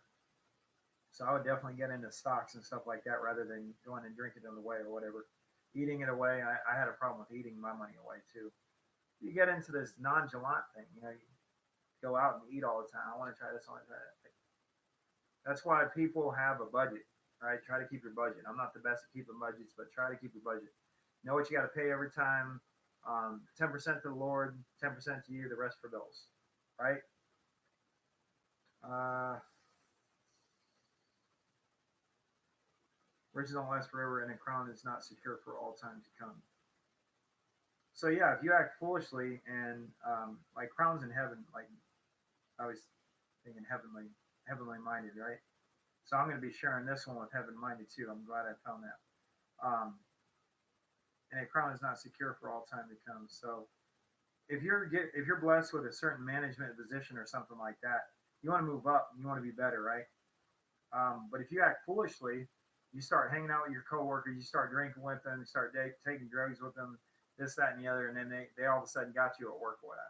That's why I'm saying there's a thin line. Like you can be there, but you don't pass that line. So um, it just depends on how you deal with the position that you're blessed with. Are you going to be more of a blessing, or are you going to be less of a blessing, right? Are you going to be more helpful or less helpful? Just because you got to manage this, does that mean you need to stop working? No, but it means that you did the legwork, and if you work a little bit less because you got to do these management roles, then that's what you got to do. But just from a coworker, we like to see people in management that don't mind getting their hands dirty either, that do work also. When we see them standing around, that's when gossip starts going on. They don't do crap. All they do is stand around. And I told one of them, I said, yeah, but they deserve that spot. Because I was just sick of hearing about that person. I said, yeah, but they deserve that spot. They've been with the company for 2 years. Who knows how hard they worked then in order to get there, what have you. So they what they call done their time. But like for me personally, that doesn't mean I'm off the hook. It means I want to be like working harder, and also like with your coworker, like if you're in that role and you have the money to do so, make it interesting. Shoot, if you guys reach so and so goal and we get this out by so and so time, or we become number one, I have a pizza party for everybody on me, kind of thing. Just make it interesting. I had a manager that a manager. Um, he made it interesting, and that's why it was kind of interesting to do it. But the bad thing was people would still they're always going to be that they cheated to win, but in the end he was able to get his numbers because he made it worth it, right? Um, he said, okay, first place gets a $25 gift card, and sometimes he had to talk to the person above him. It's like, okay, if you want us to get our numbers here, because it's a team effort, it's not just him, because the opposites above him is the one that's literally giving away the gift cards. And if he doesn't agree, then he's got to make. If he doesn't agree, then he's got to make sure that he's okay with spending his own money in order to get those numbers. So anyway, it made it interesting. These other people are like, well, where's the incentive? Why do I want to work harder? Like, work harder so you can get better. But a lot of people don't understand that. They just see money signs. They just see, okay, what's in it for me, kind of thing. They don't see the positive aspects it will bring on their own person, how they can work hard there and they can work twice as hard at home to pursue a dream that they're going after. They might be hurt, they might be doing this and that, but they're doing that because they're pursuing a dream that's going to make them a better person and it's going to put them in the role that they love to do. So I always advise people, like, sometimes you got to do what you got to do. Like, that's kind of where I'm in it right now, but I'm finding out that it's going to go back to this company, and the company's pretty easy to work for. Like, as far as it's pretty easy. Like, in the position I'm in, it's really simple. A monkey could do it, kind of thing. Especially when I was in AFE, man, all I did was push buttons, and it was simple. And now it's even simpler than that, really, if I think about it. Because all I'm doing is, well, there's a number of things that I'm doing, a number of roles, but there's just certain things you're doing, and you either have a scanner or you don't, and you're stacking, you're taking off nets, really simple stuff. Um, it's just the whining and the groaning and the moaning. That's the stuff that makes the workplace a hard place to work for. You don't hear your best friend whining about something that you guys got to do every day. You already know you got to do it, so just deal with it. If you want to change it, then change it, but don't give way to the whine. Don't do it. So be sure how you know how your flocks are doing. Pay careful attention to your herds. Riches don't last forever, and a crown is not secure for all time to come. So, with the responsibility you're given, make sure that you're growing a good, positive atmosphere, and then you're making it worthwhile for your team to get to places that you want them to get to. If you don't have that money or you can't give them anything, you just allow them to know that, hey, this is what we do, and we're either going to be the best at it or the worst at it. And that might depend on your job, you know. If it gets so bad, you might be let go just because we're not making the numbers. But that's just how this company works, kind of thing. Or we're not getting something out of them at a certain time. Like, I mess around with people. I'm like, oh, they're like, we got 5 minutes to get this out. I'm like, we got 30 seconds to get it out. Well, I'm just messing around. But at the back of my head, I'm like, okay, I know that they have a certain thing. Now, does that mean I need to get stressed out about it? No, I just need to go faster. But stressing and going faster are two different things. So, yeah, be aware of that. You just need to pick up the pace. That's it. And if somebody says that to you, don't be so quick to go off the handle either. They're just trying to do the teamwork to make the dream work, kind of thing.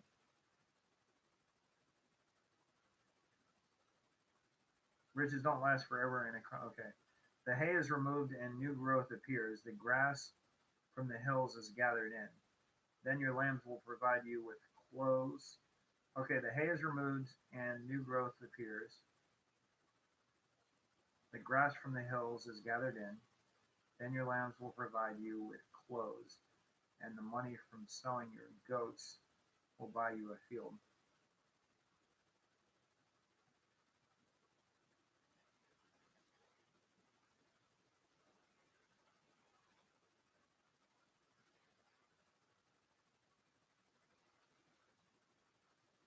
So it's all a rotating cycle, right? A healthy rotating cycle. It says the hay is removed and new growth appears. So hay is like this grass,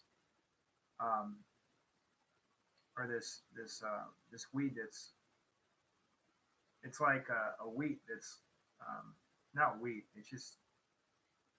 It's removed, but it's what it's getting at is the hay is removed and new growth appears. So new hay, so to speak, it comes up. The grass from the hill is gathered in, so all that's gathered in. Then your lambs will provide you with clothes, so the lambs will provide you with clothes, and the money from selling your goats will buy you a field. So to me, it's just saying one thing is leading to another, as long as it's done accordingly and in the proper function. Then your lambs will provide you with clothes, and the money from selling your goats will buy you a field. So lambs make babies make bigger lambs, they make goats or what have you. No, it doesn't say, then your lambs will provide you with clothes. So the lambs provide you with clothes.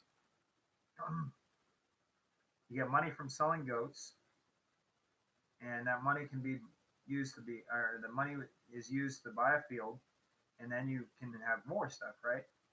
So it all, these last couple verses, it's all telling me it's about leadership, right? It's how you do with what you got. How you do with what you got tells of your future, really. If you do good with what you got a bright future, right? You become more, and you strive to do bigger and better things. You take the Lord with you, or you follow the Lord rather. You're going to be doing great things. So, and it just says when you do these things, when you watch your back and you do things accordingly, and you save up and you certain to a certain extent, you'll have it plenty of goat's milk, so you'll feed. It will feed you and your family. It will also feed your female servants. You will have plenty of goat's milk. It will feed you, so you'll have plenty to go around, right? Just do things. Probably don't go off on a binger and like spend half of your wealth on some prostitutes and drinking or doing drugs or something like that. I feel bad for drug dealers, right? Or not drug dealers, but druggies. They might be like, they might be making, they might have gotten to it like at the height of their career. Like they're an ops manager and all of a sudden they get into this cocaine or whatever. And then they're just giving their money back to their addiction. Like if I want to give my money to any addiction, it's going to be to Jesus Christ, because that should be your only addiction, right? If anything, you give your money to the church. Give it to the church that's doing stuff properly with it. If they're not doing properly with it, just do your 10% like you're supposed to do. Find another church. But if the church is doing properly with it, that can be your addiction. But just feeding your addiction, it's just like it's food that goes in and out.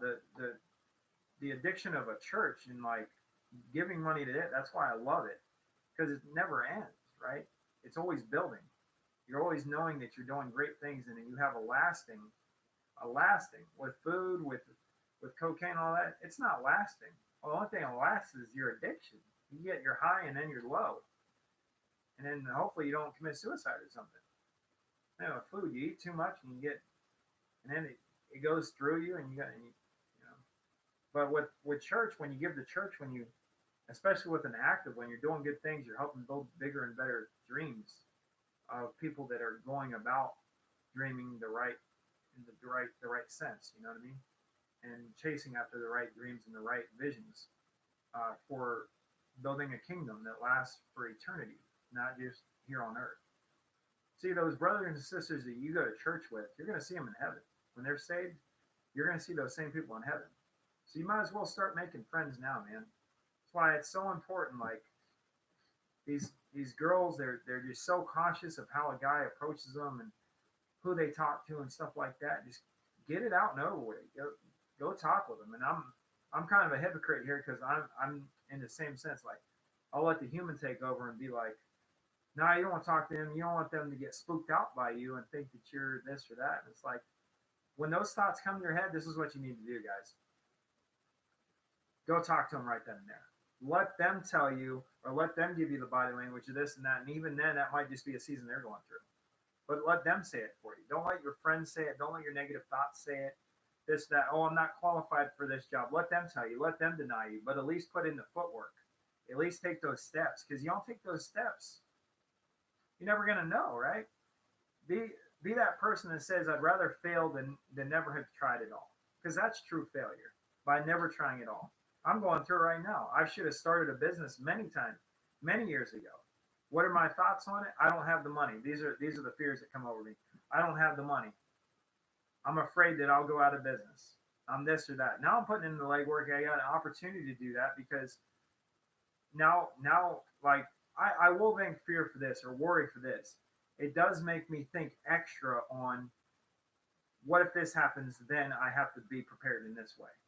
So that's the only thing that I can think worry and fear does me any good, is it helps me prepare for the future. It helps me prepare for that time of occurrence or what have you. But there's more bad that outweighs from that than good as far as fear and worry goes. So that's why I don't like it overall. Sorry, guys, I've almost had you on here for 3 hours. My bad. You know, when they have, I'm sorry, and I just been a hypocrite right there, because I told myself I wasn't going to get on myself about it. But In other countries, they literally have prayer meetings and stuff that last for like 6 hours, praying alone. We think we got to go to church for a long time here. We go to church for half the day, no problem. Do this. Of course, they don't have to be at jobs and stuff like that, or they literally go out and go kill their own food and stuff of that nature. But in this here land of the USA, no, we do jobs and we go under somebody else's schedule.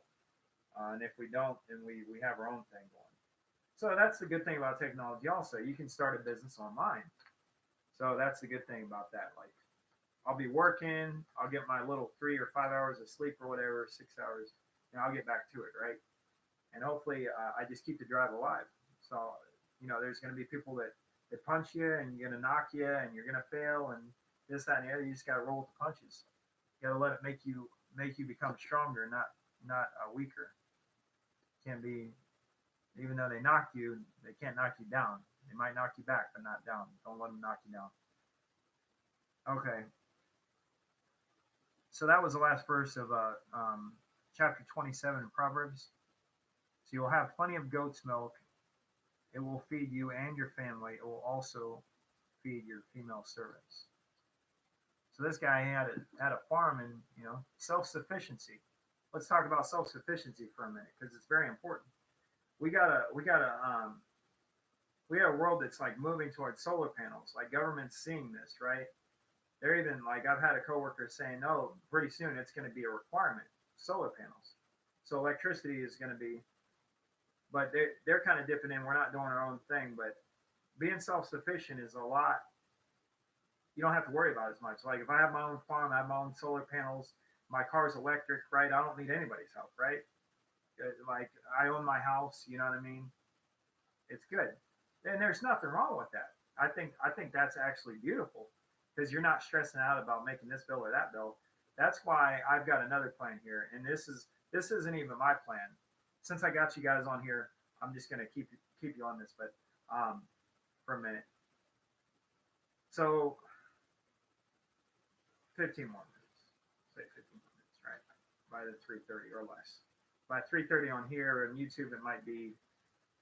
Actually, I could try to push it even past that. I want to get this point out though. So let's say you're self-sufficient and all that, and I lost my train of thought. Hold on, what was I talking about?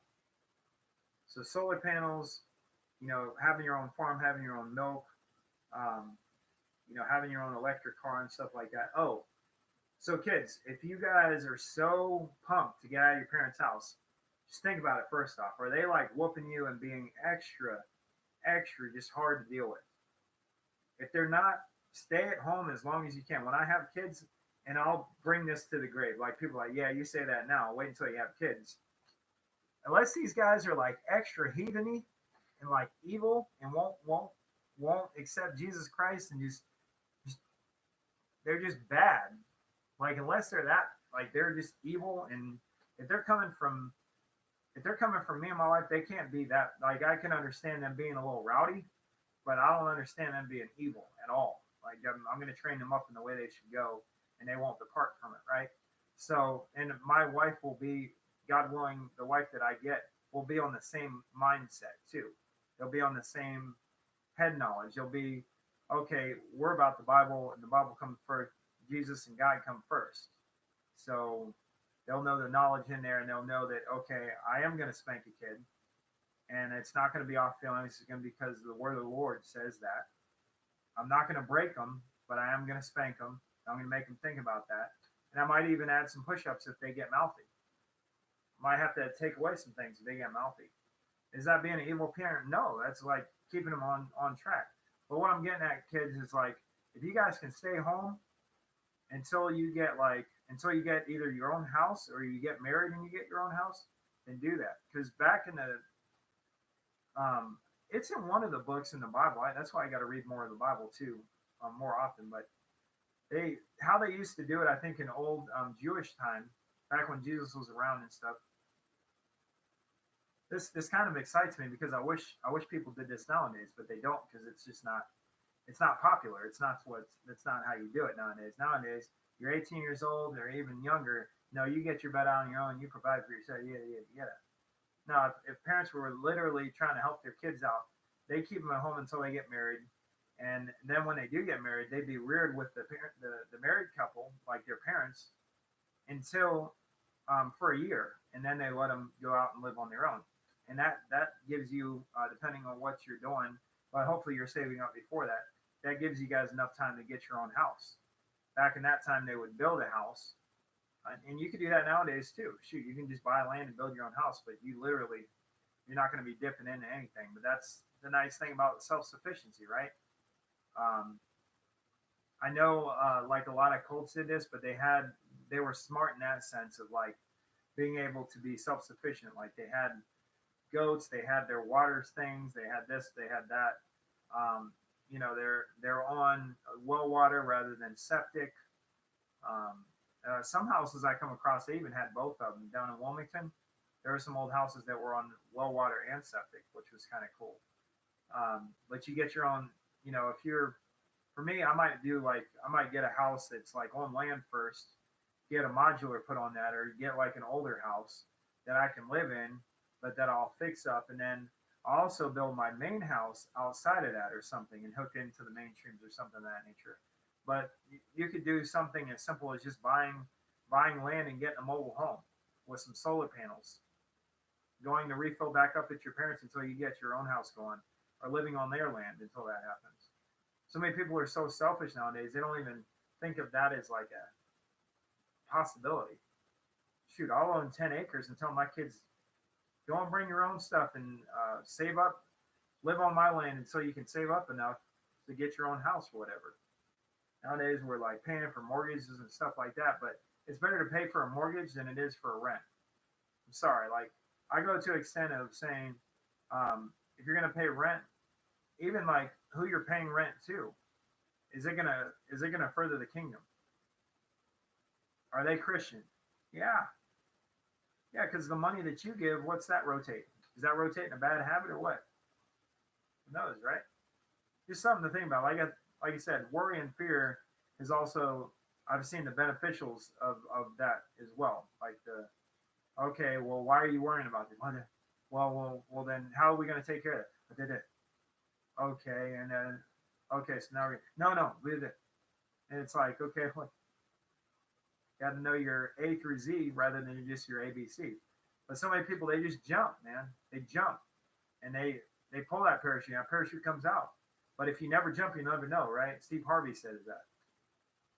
He says, God is the parachute, but if you never jump, you can't ever pull it. You can't ever say if you're going to land on your feet or something of that nature. He said, you got to make the decision to jump. The blessing is on the other side. God's your parachute, but you got to jump. I think something like that. Anyway, guys, I've been doing this long enough, and we're right at 3 hours on YouTube. We're at 57, and we're at 318 on YouTube, or not YouTube, on Facebook. Yeah, I'm gonna cut these down. Don't get me wrong, but I also am a heavy believer on just uh, doing as the Holy Spirit leads you to do. Like right now, I could have cut this down in 30 minutes, probably been done with the crosses that I need to do. Got my updates online, yada yada yada. Got my membership with Planet Fitness going, so on and so forth. But the Holy Spirit wanted to speak through me, so be it. I'm not going to fight with that at all. Actually, I'm going to say, come on and be about it. This is the healthiest walk you can be about right here, is being used by the Holy Spirit and being in following the Lord. So yeah, you guys don't forget to have your your little quiet time. Like for me, I need to up the ante. When I get part of Planet Fitness, I'm thinking I'm going to do that. Like for the time being, I'm just going to adjust and overcome, and like get up earlier and do all this stuff before I give even the work, and then after work, go on to do stuff that I'm like I have dreams about. So yeah, you're going to get up earlier. You're not going to go straight there, and especially with some, like for me, people might think I'm nuts because I used to get up at I used to have to be at work at 3:30. Now I got to be at 4:30. So I used to get up at 3, and now like maybe tomorrow it's not going to be 3. It might be 2 or 1. I might be 12 a.m. But So if I go to bed at 6 p.m. and I get up at 12 a.m., 6 p.m. to 12 a.m., that's 6 hours right there. That's enough time. But that's an early time to go to bed. So I can cut it down to up to 9 and just get 3 hours, but that's really pushing it, right? Just depends on just depends on how much you want that dream, guys. Anyway, thanks for watching, y'all. Y'all have a blessed day and stay tuned for my next broadcast. Peace out. God bless.